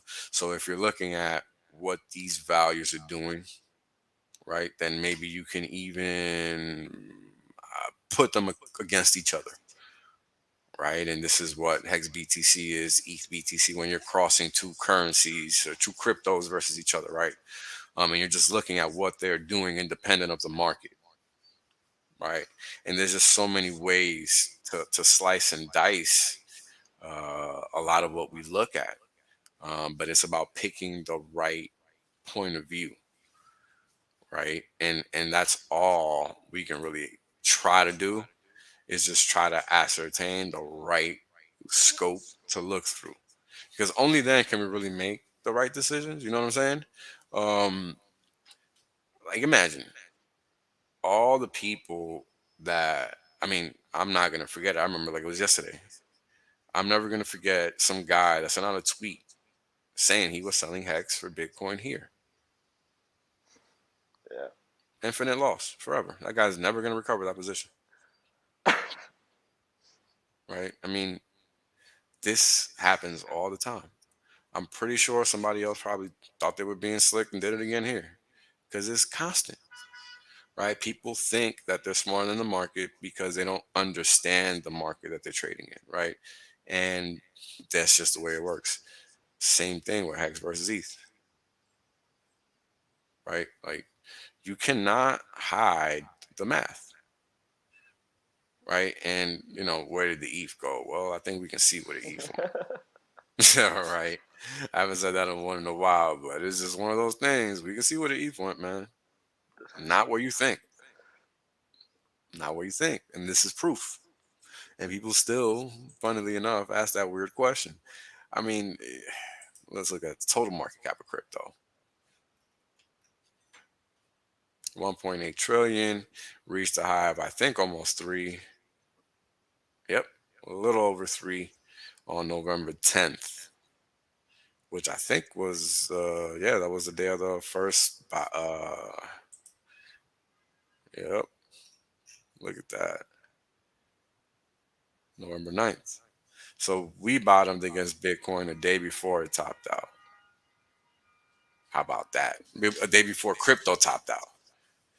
So we're a leading indicator in a lot of ways, right? It's just a matter of can you see it Can you figure it out? You know, it's out there to figure it out if you want, right? And this is kind of why, you know, a lot of these things are elusive.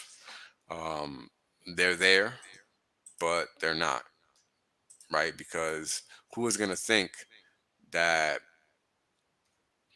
something so simple, which is just a ledger, can become so complicated, right? I mean, we all know what a ledger is. It's just something where you write something down and that's it. Like it's just recording something, and that's it. And here we have something else, another iteration of that same technology, right? But different. I mean, it's almost unimaginable that humans would be always seem to find a way, right? I mean, I think this technology, blockchain, is the premier technology that's gonna allow us to really give ourselves that sovereign autonomy that we're born with, because it's taken from us, right? I mean, this is why we have to do all these weird things. All these weird things we got to do just to survive, right? So, you know, if we can play this game right and educate people the proper way and help people understand that this is in their best interest, because ultimately it is. I mean, where we're from, we get it because we see the deterioration in the value of our currency at a rapid rate relative to most of the rest of the world, which is considered the West, where they don't really see it in that rapid of an instance, right? Like it Yeah, takes years for people here to see it. So, you know, it's never ending in a lot of ways, but this is why we have to always put in the work and never stop, right? I mean, I think that you're a fine example of that fact, simply because, you know, a lot of people put themselves in that box and they never leave it. And I think that that is one of the biggest mistakes you can do, because what happens then is that you don't see any opportunity. It no longer exists for you because you're stuck in this one little space where nothing else can permeate it and you can't leave it. So, what are you going to experience? You know, the same thing over and over and over. So, I think that that's why it's important to highlight, you know, something that yourself, Justice, you know, all you guys that are stepping out of your comfort zone to try to understand this new world, you know, that is crazy, right? yeah, I mean, that's what brings people to success is stepping out of their comfort zone and analyzing things and looking at things that they just would have never looked at before. I mean, I'm a prime example. I was in crypto up until 2017, and I left it. And the only reason I even came back to it again is because I decided to learn the internet. You know, true story. That was it. Nothing else. You know. Give me a second. man. What's Richard's line is like getting crypto right is like the most important thing you'll do in your life, basically, Yeah, literally. financially. Yeah, literally. I mean, it is. Yeah, Ask all those guys that sold Bitcoin early. Proof positive right there, right? I mean, what more do you need as proof? That's why I don't understand why people are worried about a 2 cent move in Hex. Like, who cares? I honestly don't care. Like, if you're buying Hex now and you're worried about it going to 10, 20 cents, 50, a dollar, 3/10 of a cent, like you're not playing the right game. You're in the right, you're in the wrong field. You're just not even playing the same game that we are, because you're missing the big picture, right? The yeah, the the, the proper picture, just for those of you guys that might be confused, is the following, right? Each candle is 13 days. Now let's get rid of all these little things. Now this is the name of the game. Nothing else is the name of the game. We're somewhere down here, literally. Somewhere down here. I don't understand what people's rush is. We got a long way to go. And that's the Man. smile I like to see. The realization of, wow, this motherfucker's right. Because I am. And Bitcoin, then they, and then you just like, and then you're getting two, and then yeah. then you just like, oh, fuck.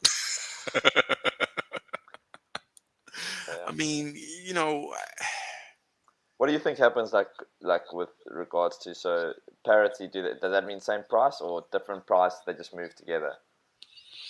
parity means same price. One to Yeah. one. Yeah. Parity means same price. So, Yeah. you know, I know it's hard to imagine Hex being the same price on Pulse Chain, but I don't think it's that hard to imagine because if you take into consideration the fact that, They back it with the liquidity or what? yeah, Yeah. like that, you know, they're pulling the plug on the liquidity and re-adding it. So you know, there's going to be a copy of the system state. Then there's going to be a fork of the system state. Then the fixer bot is going to take whatever liquidity is there and recalibrate the values that go inside with what The should ratings. be, Yeah. yeah, with what it Yeah. should be with respect to the pool, right, of PLS that actually exists. And that is what the fixer bot is going to go on through and, you know, align properly with respect to the true values that should be in the system with whatever math, right, the devs decide to do. Um, but this is the bigger picture. You know, this is the reality of the game that I am playing. This is the game that I'm advising on, and it's easy because it's just math and time. You know, you don't have to wait um, for somebody to point this out to you. I mean, it's literally here in looking at the Bitcoin chart and you reverse engineering the next trade to do just this. That's all I did, honestly. And once I found Hex, that was it. Yeah. That was a simple, you know, answer to the question that I had until I found Hex. And I think that Pulse Chain is going to allow it to, because I like Pulse Chain. I love the idea of being able to take a network that is good and making it better um, on our own terms, right? Which is ultimately what this is. And being able to give people the option to engage, right, in a true free market. Because when you go to a Coinbase or whatever, you're not engaging in a true free market. They're letting you get in there so that they can violate you, right? Yeah. Monetarily speaking, like they're just trying to fleece you however they can. So, you know, taking this into consideration and giving all of us that have been around the space opportunity to create something and to build infrastructure because it just hasn't been done. Like there is no true crypto infrastructure, right? Like I think we all can agree with that. Because if it did exist, I don't think we would be having all these complaints and issues and, you know, all these little scenarios we come across on a daily basis. You know, we're we're all tired of the tax questions, the regulatory questions, right? All these things that we have to combat on a daily basis. And I think the only way we can really take care of that is by us tackling those issues ourselves. You know, I don't know what you think, but I'm hard pressed to see any other solution to that. I mean, look at Yeah. your country. What do you think? Right? I mean, no third party seems to give a shit. You know. Oh man. I don't even like you talk about corruption in government, man. Like you don't even want to get started on what happens down here, man. Yeah, it's par for the course, man. I already know. It's par for the course. And the sad thing is that it's par for the course everywhere. It's just that most choose not to see it because America is no different. It just works a different way. Yeah. That's all, you know. There's still corruption and all that nonsense everywhere, but you know, it's important to realize that the reason it exists is because we let it. There are plenty of places on this planet, as I'm discovering lately, that don't. There's plenty of places that don't have police, don't have drug dealers, don't have anything.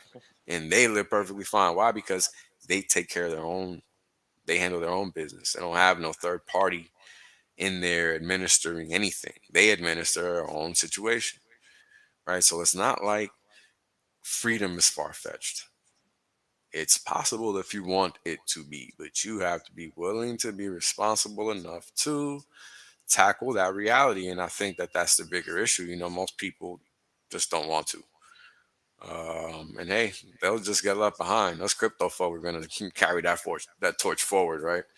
Yeah, Because there's no other way to win this game that we're trying to play.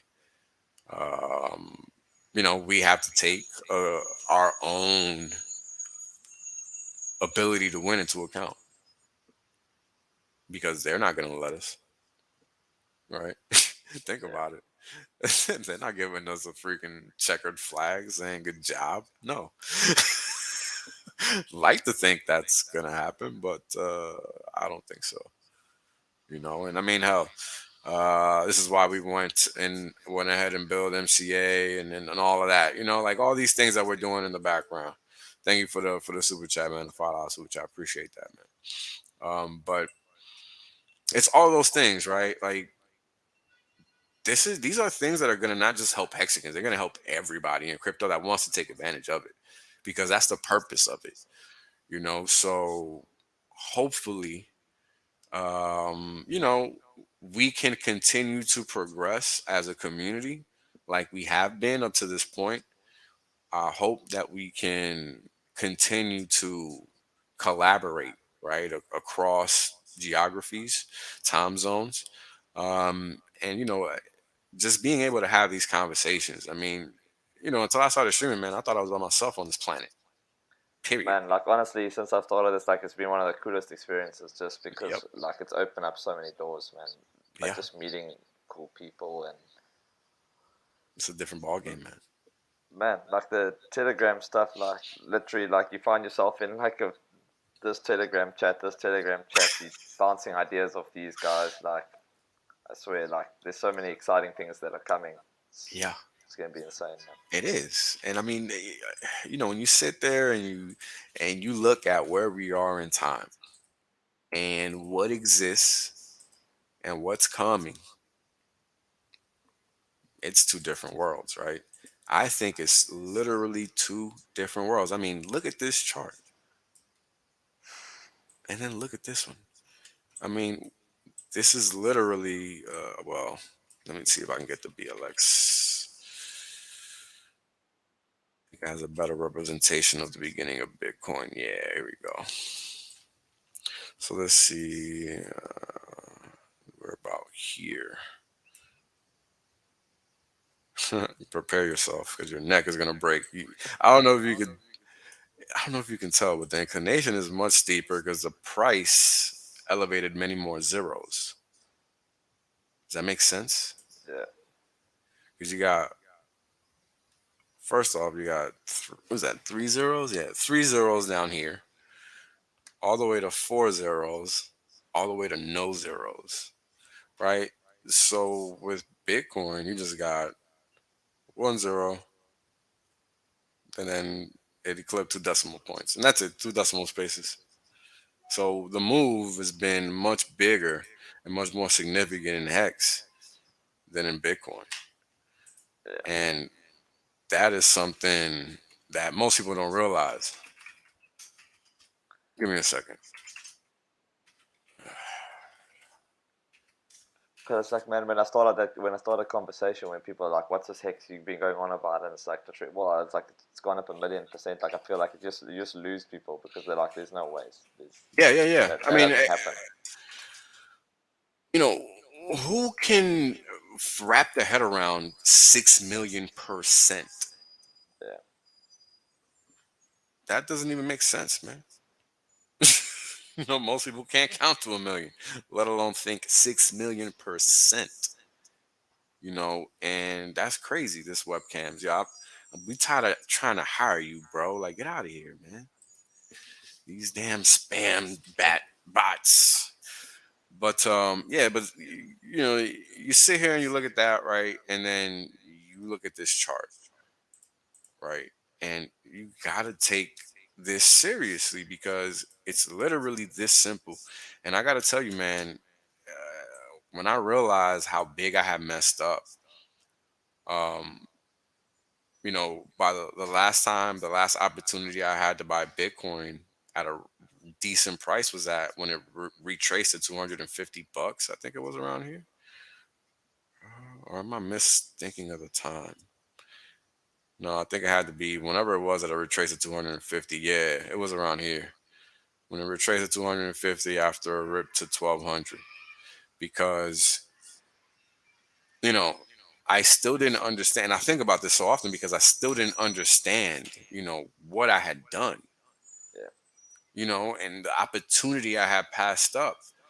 Some people got it at the time. I still was naive, I still didn't wrap my head around everything. And I think that harping on that reality should be very important because that's how But we there don't was make so many that. different narratives back then. It was like then it was currency. Everyone was saying like it's a currency, it's a currency, and then it became something else, and then became something else. Like everyone just found a different way to frame it, and it's had like all these different lifespans over the Yeah, last but 12 years. I mean, but that's the thing, right? It's like, look, I know when I first found it, I didn't even think it was going to be around for Yeah, longer than it has been, for longer than 5 years or whatever. Like, I thought 2017 was really the end of this whole show because of what I saw happening, because of my understanding of the regulatory regime and whatnot. And that's just not what happened. It just kept going and kept going. And here we are still, uh, you know, seeing the games that are being played and all the things that these guys are doing. I mean, the fact that Blockstream or Bitcoin is not decentralized is completely antithetical to what it was supposed to be. It's literally in print. And everybody chooses to ignore that. I think that is a big sign of the fact that we as a community need to literally ignore the rest of the promise scoring space because that is pure cognitive dissonance. Pure, pure. How can you sit there and literally dismiss the definition of what this space is and why it was erected? Just because you want some VC to kiss your ass or you want to kiss some VC ass? Like, I'm sorry, but that's not an excuse. yeah. I just keep coming back to the fact that it's like, I mean, it did that on. I mean, there's only 200,000. I mean, how many people hold Hex? It's like 250,000, 270,000. It's like, how much Mm. more adoption do we need to, like, before we do 6 million, like 6 million% or whatever? Like, it's Well, the do we need? interesting thing, Yeah. go ahead, go ahead. No, just like we only have 70,000 stakers, Hmm. 270,000 holders. Hmm. Like, what happens? 278,000. Like, yeah, it And doesn't. Like, that's not a lot. no, it's nothing. It's like it's literally like a small town. Not Hmm. even like you get 70,000 people into a football stadium. Like That's right. that's insanity, man. I've played in front of more people than that. That's right. I mean, hell, the NASCAR is going to be in front of 100,000 people, Yeah, 120,000 at the stadium. Be a lot more people going to see it on TV, but it's just to, give you a reference point, right? well, Just yeah. another one. So how much So, more? Like, you don't need that much more adoption to literally send the price to like another planet. no. And that's the funny thing. A lot of people don't realize that. Richard uses a funny term, which is pre-viral, which kind of sounds contradictory. Yeah, But if you take the two words apart, they make sense, right? Because there's so many things that are kind of lining up for Hex to go viral, right? So while it might be taking a while to get to the point where it is viral, it's well on its way when you take into consideration all of the items that are on the list. Pulse chain, pulse X, replication of a copy. Free money is always free money. Nobody turns that down. So people are gonna come over to Pulse Chain and light that up. So there's all these reasons, right? I mean, you got people working on things in the background that can't even be discussed. They're so positive. So, I can't imagine why anybody would want to sell after just a 10,000x, just a 10,000x, knowing that this should be the game plan. I mean, it's crazy to me. This is why I don't understand why people are dumping their whole bag. Like, what are you not understanding about what's going on here? Yeah. I feel like it's clear, but maybe people just don't want to accept it. I don't know. What do you think, man? I mean, I don't understand it, man. And like again, like emptying your bag. I think like if you are a bit like skeptical about the market, maybe you don't want to lose your gains. I don't know what it is, but like keep something in the race, man. right? You would think. You're never gonna get Pulse Hex cheaper than you have it No. right now, in my opinion. Yeah, Yeah. I don't No. know. No. I agree. I mean, so once it launches, you can expect people to sell, of course, because it always happens. But after that, what do you expect? I mean, I expect this too for Pulse Chain. I mean, I don't think it's going to be much different. I think it's going to take off. And the way that market is structured is to just continue. Because again, it's Do you think Pulse Chain can do the same without the staking mechanism, like locked in? nah, I think it's not going to be a smooth sailing. Yeah, I mean, there's too many noobs that don't know crypto in it for it to be as smooth sailing as Hex has been. Just not possible, in my opinion, because people are going to be incentivized to sell and shoot from day one if my math is right, right? I mean, 20x was not oh going to man, want to take gains. yeah, But the question then becomes, well, there's going to be a minority selling because it's going to realistically be a minority. Um, at least I hope. Um, but the question then becomes, well, how many people are going to be buying Pulse Chain? Because that's the only other option. You're either buying or selling or doing nothing. But the odds of people doing nothing are like zero. So you got to take into account either or. So what are people going to do?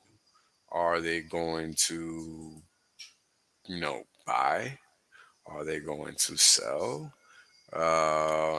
And it, sometimes it comes off as a complicated analysis, but it's not. In a lot of cases, you just have to be honest with what you expect based on what you know. Because I think a lot of people, you know, sell themselves short. I think people could do a better job of realizing that they have a basic understanding of what's happening and that they can make these decisions because they do understand in and out, up and down, right? Like you don't really need to understand much more than that in a lot of cases, but you have to be cognizant of what it is that you're taking into account because that is how the what you don't know gets you, right? So you have to be mindful of what you do know, if that makes sense. Give me a second, guys. yeah, man. That's why like I my last three videos on Pulse Chain have been like comparisons of like what AVAX have done, what Solana's Hmm. done, what just to show people like literally Doesn't look, matter. there was like 200x gains, 300x gains in like 2 years, but there were like 70-80% drops, like three or four multiple in all three of them. Right, right. It's like, And so you like understand that that's 100% going to happen again. 100%. I mean, that and Richard points this out all the time. He talks about all the dips and hacks, right? All of them. Every time points them out. And he has a chart where that's what he highlights every time. But the point of highlighting those dips is to highlight how those are just opportunities at that point in time, and buying a dip works, right? And a Yeah, lot of people, I think, miss that because that is the whole point of it. How else do the patient get paid by the impatient? And it's by the impatient exiting their position earlier than they should, yeah, right? And this is just another iteration of that activity. I mean, 77% here, 68% here, 86, 62, 73. What's the first one? 72. yeah, So multiple 70% dips, right? And what happens after each one? I mean, magic. yeah. Chart speaks And for but I mean, itself. that happens in all of these things. I mean, all All these of new them. projects. Yeah. So imagine being in at the ground floor Yeah, of the latest and greatest. right? Now, here's the funny thing. What value can be, because here's the thing, we don't know how Hex is going to trade. We don't know how Pulse's chain is going to trade or Pulse X is going to trade, but what value can be placed on software that runs 100% of the time? Pulse chain is probably going to be just as good as Hex, if not equivalently good, because I don't foresee it being released and it not being somewhat good. Like, I'm just trying to compare it to Solana basically in my head. Like, if that trash can be $200, well, I'm a bazillionaire. Yeah. Period. And I don't even have that much pulse. So,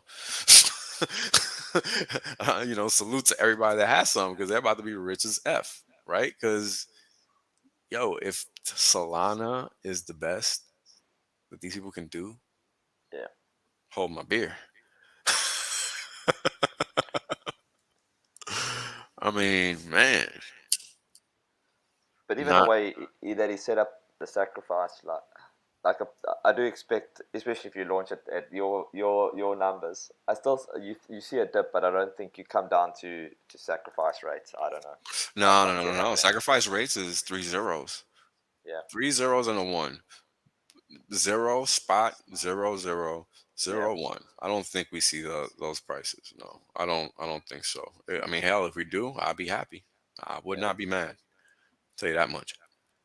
I just think like obviously he learned a lot from the Hex, the way that Hex launched, Mm-hmm. and the fact that it's deflationary and all that stuff, like, and the fact that there's going to be no more coins. And I think a lot of the guys who sacrificed are wealthy, man. Like they've already experienced the Hex Yeah, gains already, man. a lot of guys have. That's right. A lot of guys have. Um, you know, when I found Hex, man, it was already almost a year old. It was almost at the end of launch phase. It was months before launch phase ended, so I got lucky.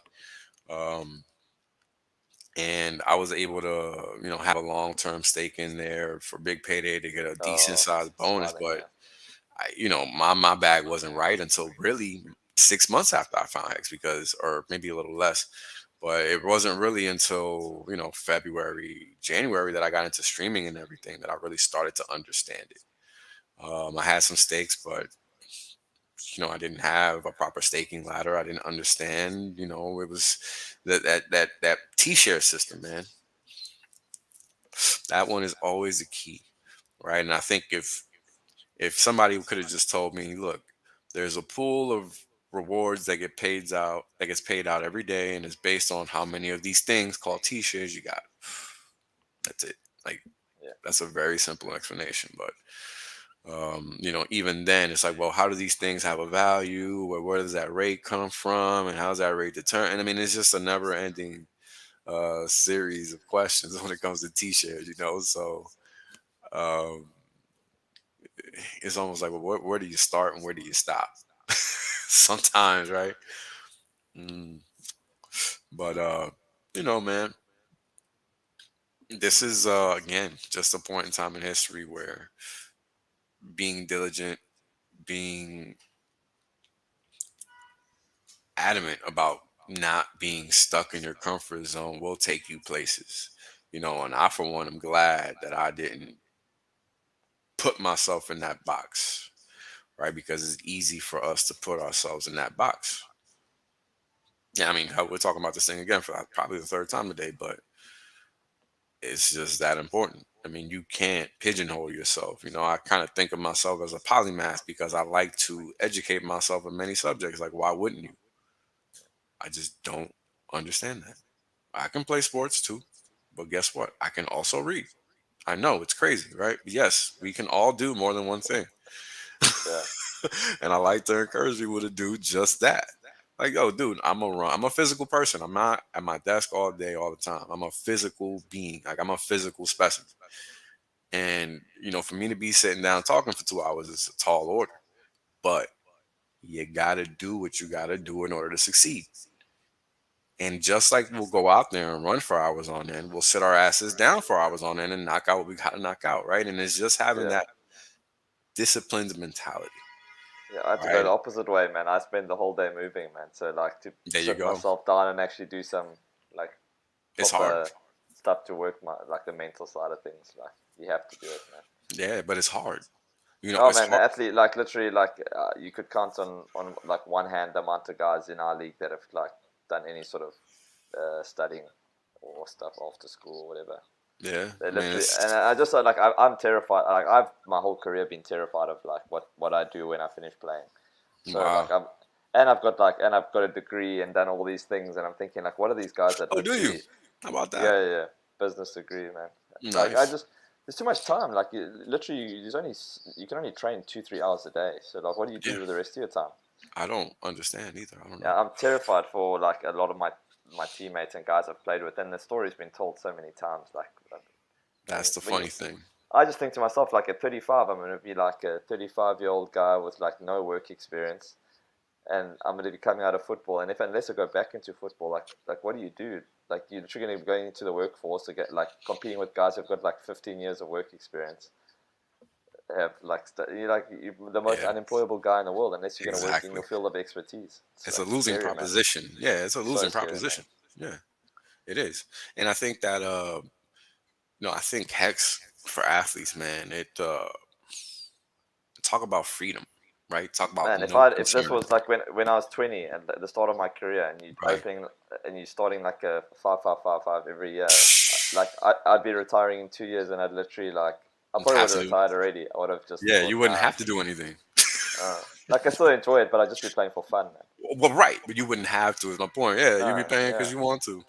Oh man, Wouldn't you even just get matter. you get a coach that you're not a huge fan of and treats you like shit. You just say, thanks, man. That's cool. Like, See you later, coach. yeah, contract. Thanks, man. No, thank you.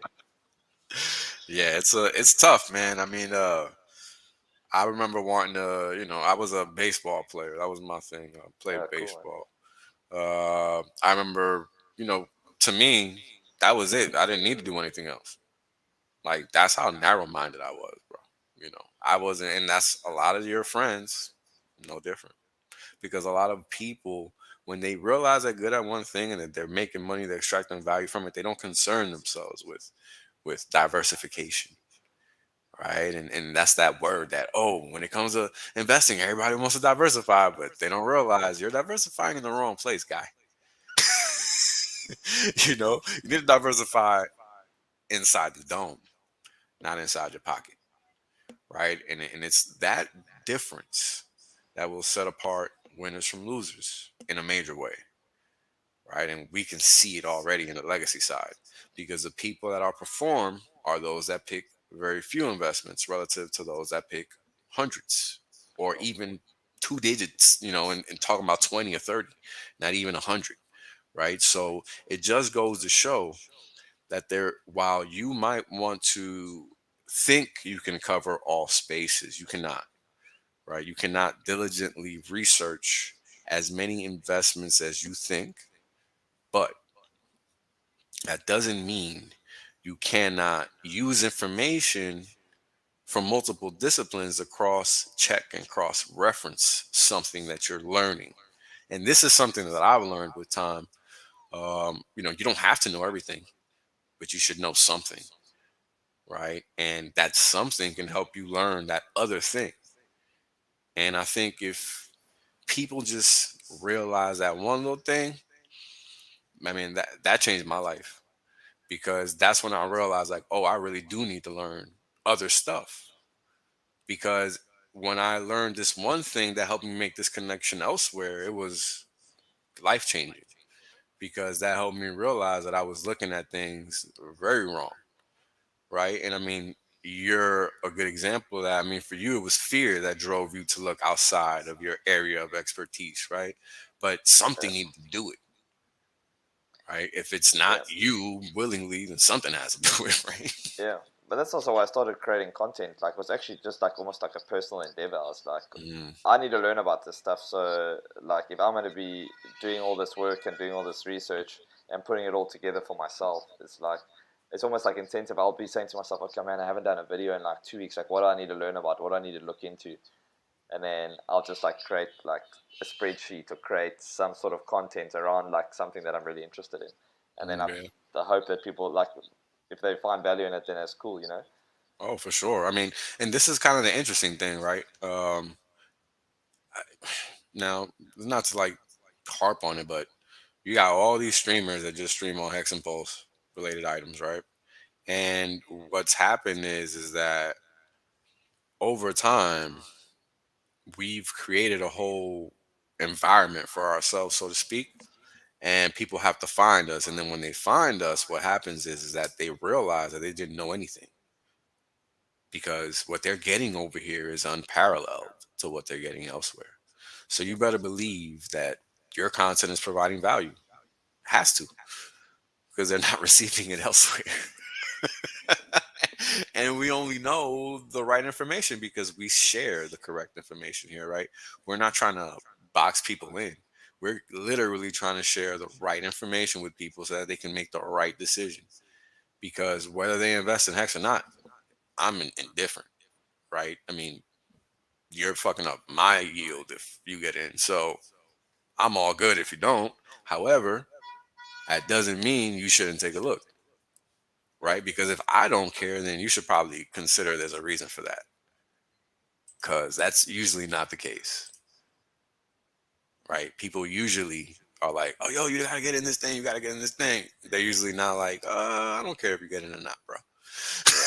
You know what I mean? So 100%. Like I got tired of like I didn't even want to tell people about it. I literally just yeah, be like, man, I just like if you're interested, I would like put on like cause on my Twitter, like a lot all my friends or whatever. I'll just be like, if you haven't seen on my Twitter, you see me talking about it. Like I'm not gonna tell you about it. If you want to know, like just literally go fast. and you're gonna ask me. I'm literally gonna direct you to like Ah, the guys that know better than me. Like I'll just be like, gotcha.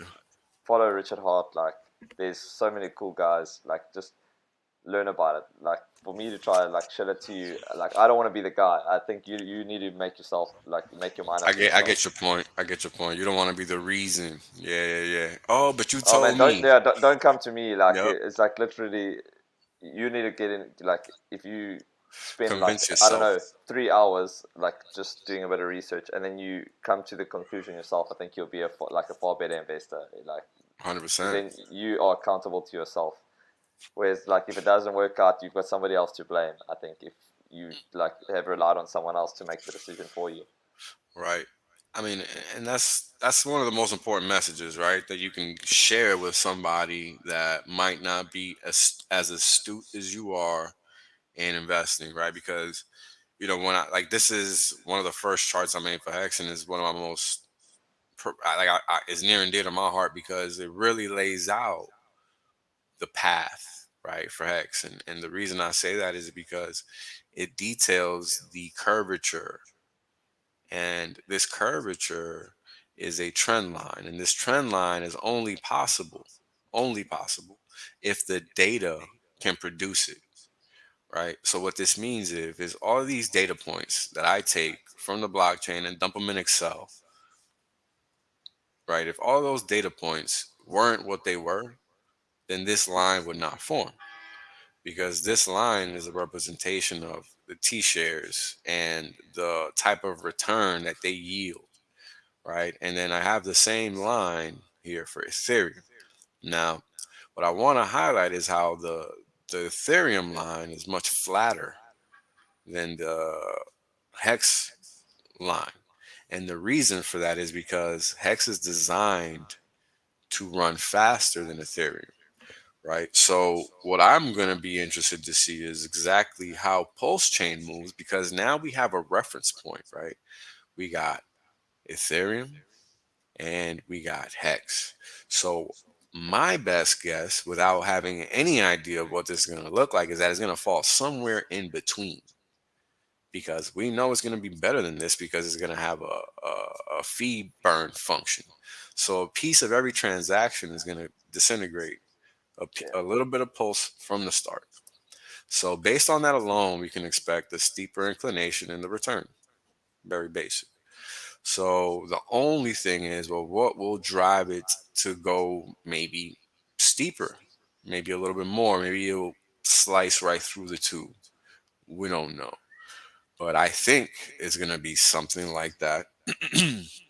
However, with the proliferation of NFTs, right? I think that might be the wild card for Pulse Chain and the fee burning function, right? Because ultimately, um, this, you know, reality of having to pay, an ETH just to mint the NFT or whatever it is, it costs 200, $300, whatever. It's crazy, right?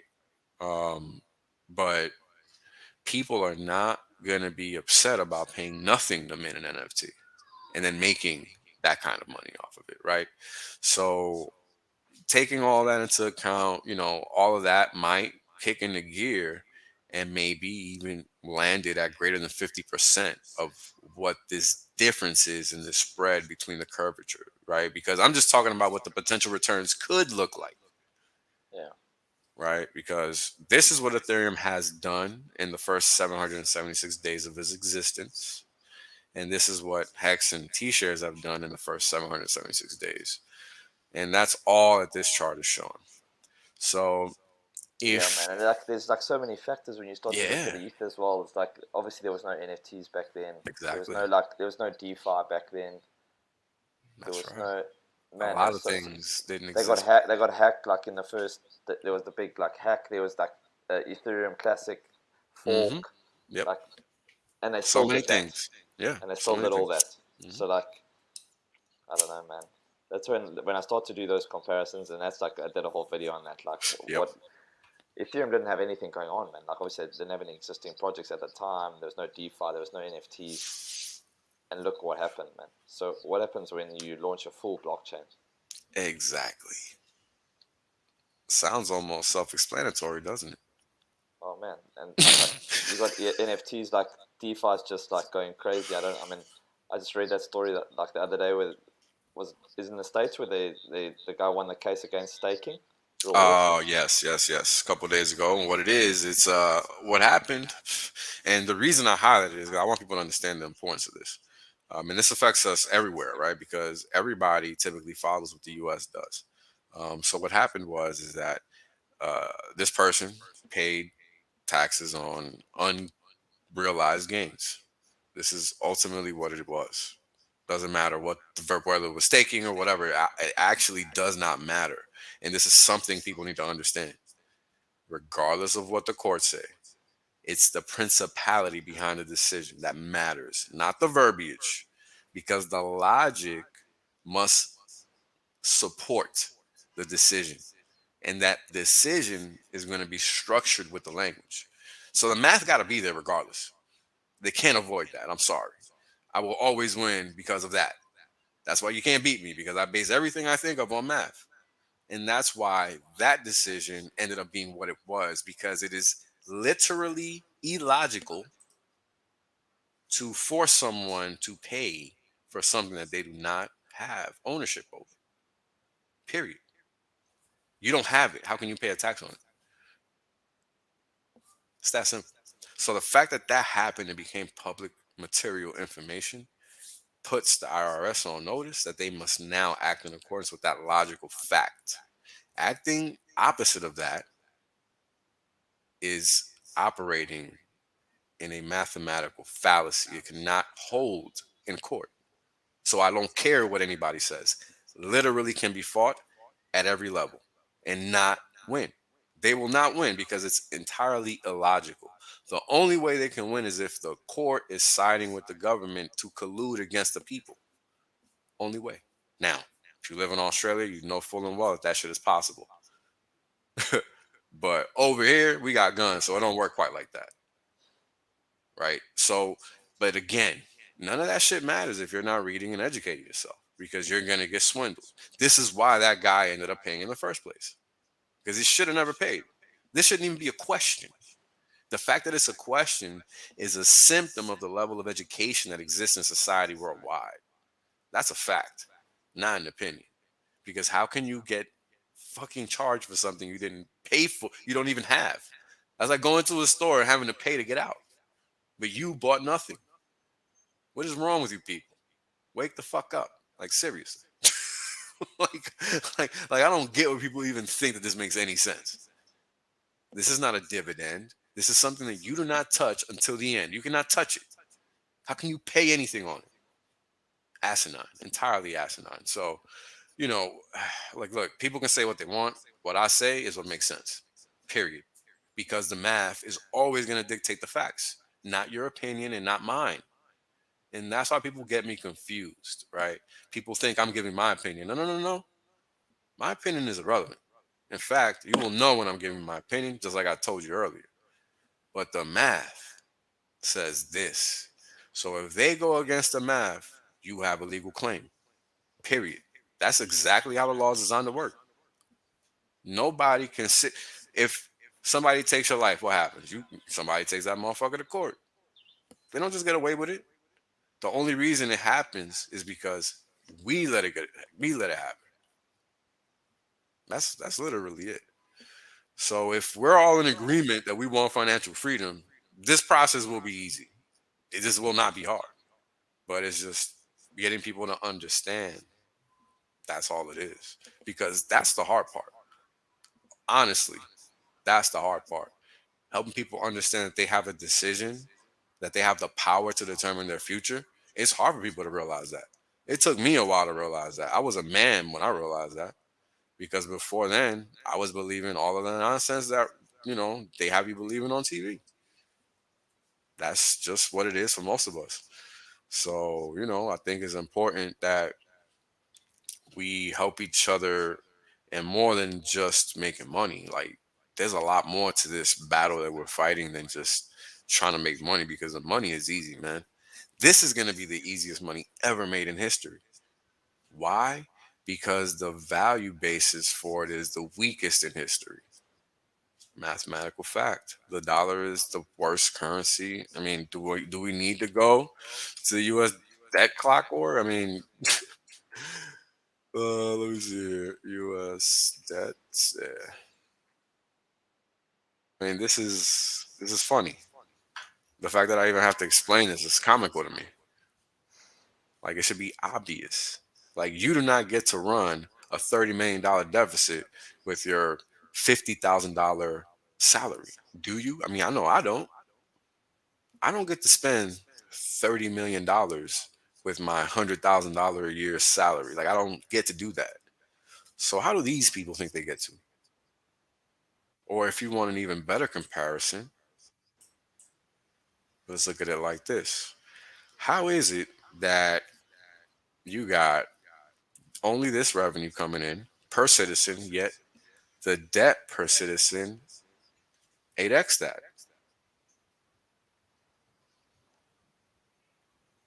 So again, easiest trade in the world. In fact, are you familiar with the movie The Big Short? Yeah. You familiar with that being the biggest trade in financial history? We've already, so every crypto that's probably ever existed has already surpassed that, literally. If they've been around longer than 2, 3 years, they've already surpassed that trade. Honestly, if they've gone up just because they've been around, they've all surpassed that trade. And nobody on Wall Street talks about that. Funny, right? Because they don't want to acknowledge their inferiority. That's all. I mean, look at this. This is Hex just after Big Payday. This is all it's done since Big Payday. So this is basically a 35x since Big Payday. That's it. Simple as that. Bitcoin is at a 62x since it's. So what is this chart? This chart I'm showing the first halving, second halving, and third halving of Bitcoin, right? Those colors, orange, blue, and green, respectively. Then the hex price action post big payday, because that's the closest thing that replicates a halving for Bitcoin for us. Because in reality, every time a stake ends, it's almost like a halving, because what's happening is a little inflation is getting minted into the system if somebody ends that stake and mints those coins. Only if they mint those coins. If they restake it, then it's not really a Bitcoin halving at all, because it just went right back into the pot. So I think the important thing to realize is that Hex just came out running out the gate, and by before 200 days, we were already full and well and superseding Bitcoin's performance after its first halving. That's powerful. This is thrust, right? And only now are we taking a breather again after we hit you know, 76x. I mean, this is crazy. This is crazy price performance, right? I mean, I didn't think this shit was ever going to go down again because it was just insane. It was honestly insane. And, you know, of course, people came, took their 10,000x, no problem there. Because the earlier you get them out, guess what? The higher and faster we repeat this. Because if there's one thing people do not get, is that markets are just literally repeats of waves, right? Like they're just fluctuations based on the activity that we create, right? If we're buying and selling, well, this is what the representation of that is. Simple. Um, but it's hard when you're trying to play microscopic games, looking at things quarter to quarter, month to month, day to day, hour to hour. Big payday. So big payday was November 19th, 2020. So a little over 450 days ago, probably by now, or 440 days ago by now. This chart is showing us the dollar value of T shares versus Ethereum and Bitcoin. Now, when we started, right, we weren't valuable at all, not even 1%, right? A tenth of a percent, or not even a hundredth of a percent of a Bitcoin and half a percent of an ETH. Now we're superseding, right? We're one and a half ETH in or up. So that's where the ETH went, for those that are wondering. And we're at 10, 11% of a Bitcoin, right? And this is value creation over time, right? This is what time in the market leads to, gains in value, right? And this is what we all want. But when we all are confronted with the fact that it exists and that a bunch of people, I guess, found it before them, they don't want to believe it or something. I don't know, but this is what it looks like, right? And this is just the market cap for the T-share pool. And started out basically 4 million, a little dip here, and 40 billion later. And we went all the way up to 68, 69, 70 billion probably. So stake is again paid. And this is just proof of that. I mean, if you know, it's just one of those weird things. Total value locked for staker. So this is that market cap, right, divided by that 77,000 number, 77,000 stake account that we have. And what I want you to notice here is how the power of values of two are present, right? And this is again how we know that hex is log base 2. Now, if you see 1, 2, 4, 8, 16, 32, 64, 128, right? Simple enough. Go here.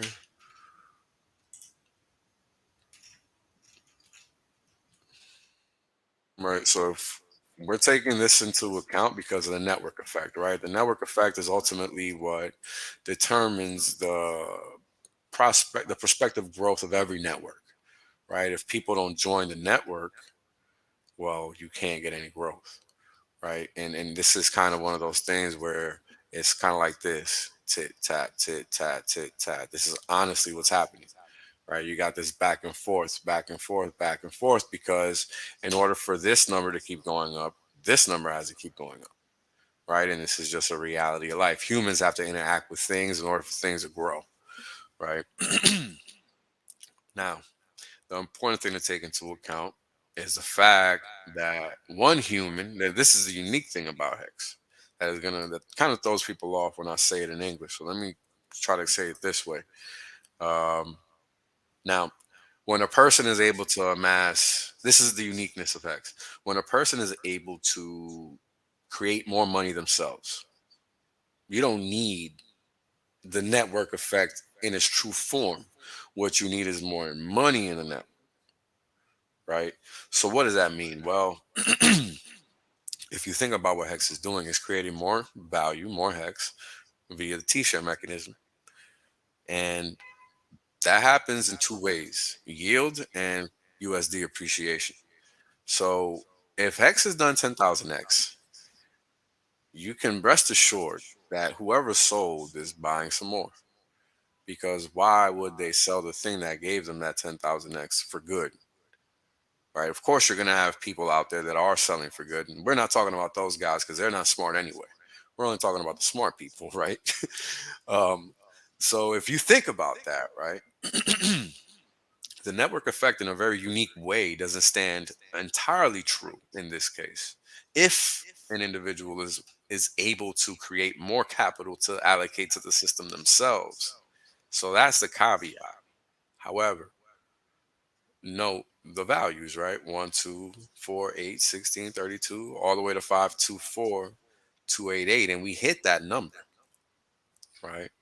So that number was ultimately n equals 19, meaning we hit this level in terms of doublings, right? So this is showing us how many times the network is doubled, because this is the number of doubles and this is the value as a result of that.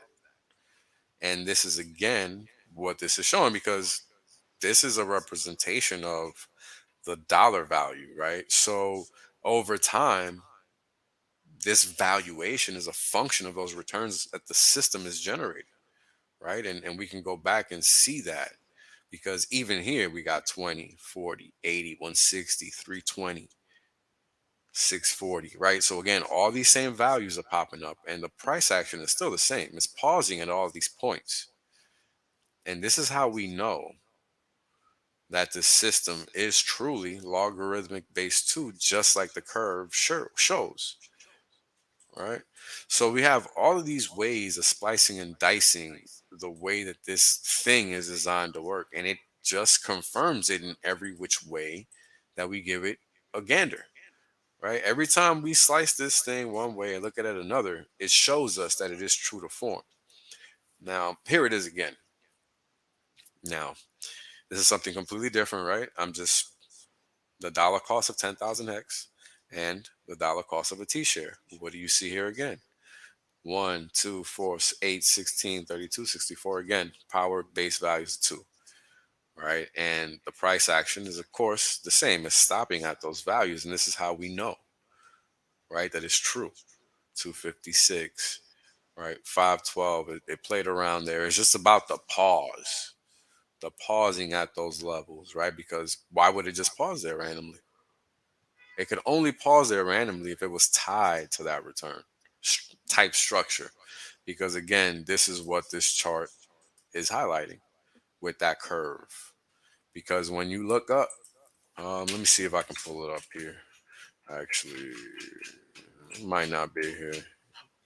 Yeah, I just want to show you guys the curvature of this chart.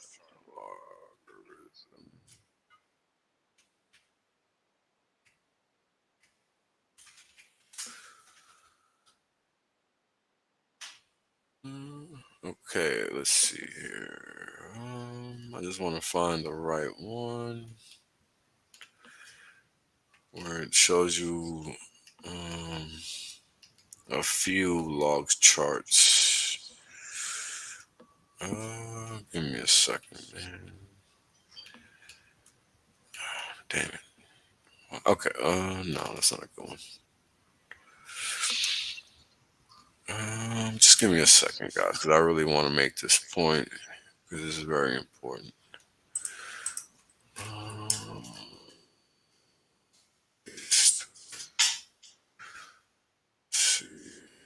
here we go.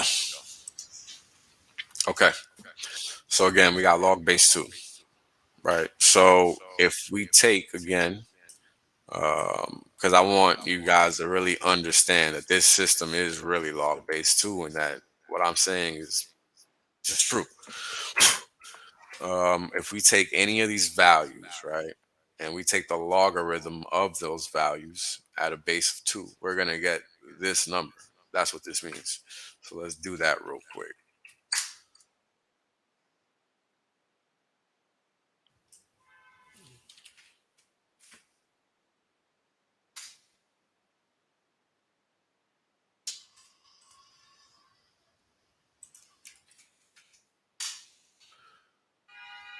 And voila, there's a result. 19. So now that that's done and taken care of, we've been able to confirm that that's what's happening. Right now, we know what these values are letting us know, how many doubles we've had over time.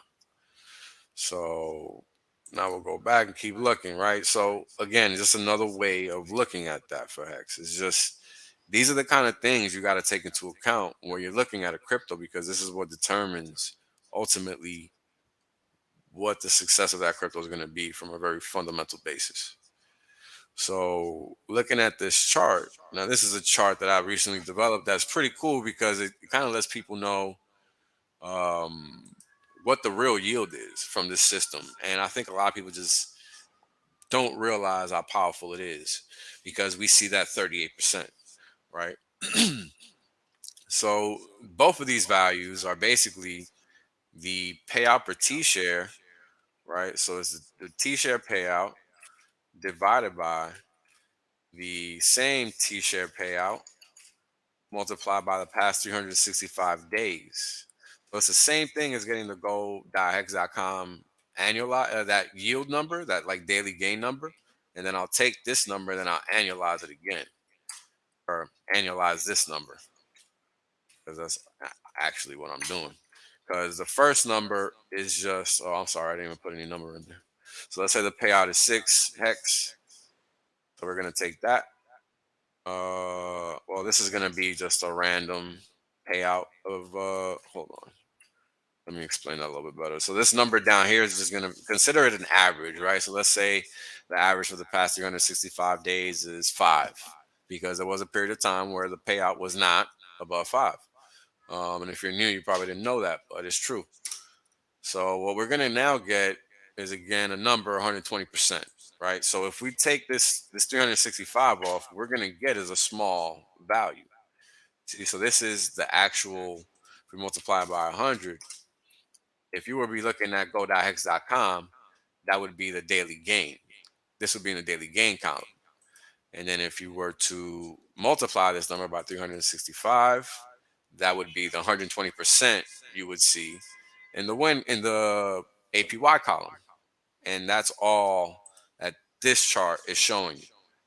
The difference in your yield for the day relative to your yield over the past year, right? For the day.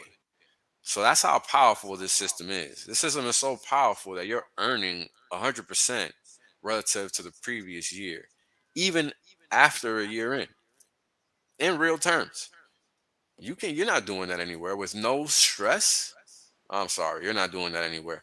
You're doing this in dollar terms and in crypto terms. So there you go. Oh, but Cabana started. I'm sorry, guys. I forgot. Thank you for reminding me.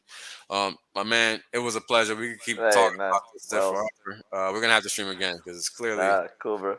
yeah, we're talking about the same stuff here. So I wish I could have told you about this one. This one, and real quick, just shows you when there's a premium tied to the market when you're buying when you're buying hex. So this is literally showing us, this blue line is the T-share rate in real time, and this line is the systemic T-share rate. So you get this by calculating it in real time, and that's just the dollar cost of a T-share divided by the dollar cost of 10,000 hex. And then you take that number and multiply by the 10,000, and that's where you get the 20,000 values from, like those high values from. But long story short, when you take the difference of those two numbers, if it's negative, that means the market is charging you a premium. And if it's positive, that means you're getting a discount at that point in time. And that typically means that price is above, like where that blue is. That means that price is above there for you. Well, the yellow anyway. The yellow is signifying that delta, that basis. So when it's negative, you're paying. But when it's positive, you're getting paid in essence.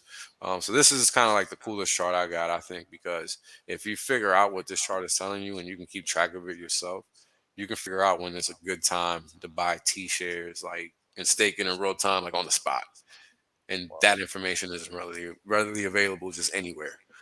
So yeah, man, thanks for taking the time out. I'm gonna Well, wrap it up. it's been such a pleasure, man. Oh yeah, man, for sure, dude. It's We gotta Keep do in this touch, again man. for sure, man. We'll- Yeah, man. yeah. Yeah, for sure, man. I'm gonna go on ahead and play this outro. Thank you guys for tuning in. Yeah. And sorry for Cool, keeping you guys in, man. Thank you for again, Mike, for coming through. No, Brother. I man, always a appreciate you. pleasure, man. Sean, Appreciate you, Sean, brother. nice to We're talk. gonna head out now. Later, guys. Cool, man. Cheers, man. Bye. Bye. Right? The reality is that I want to be rich as fuck. There's only one way to be rich as fuck. That's by sitting on your ass the longest. That's it. That's the secret. The guy well told you. Richard done told you. I done told you. Kareem done told you. Maddie done told you. Everybody done told you. Everybody done told you. Shit, motherfuckers still acting like they don't know. Appreciate that. Yeah. I appreciate Trust that. us. 100% safe. There's plenty of games left. Valiant done told you. Yo, everybody said it. Man, hey, you know what it is, man? Everybody done told you. Y'all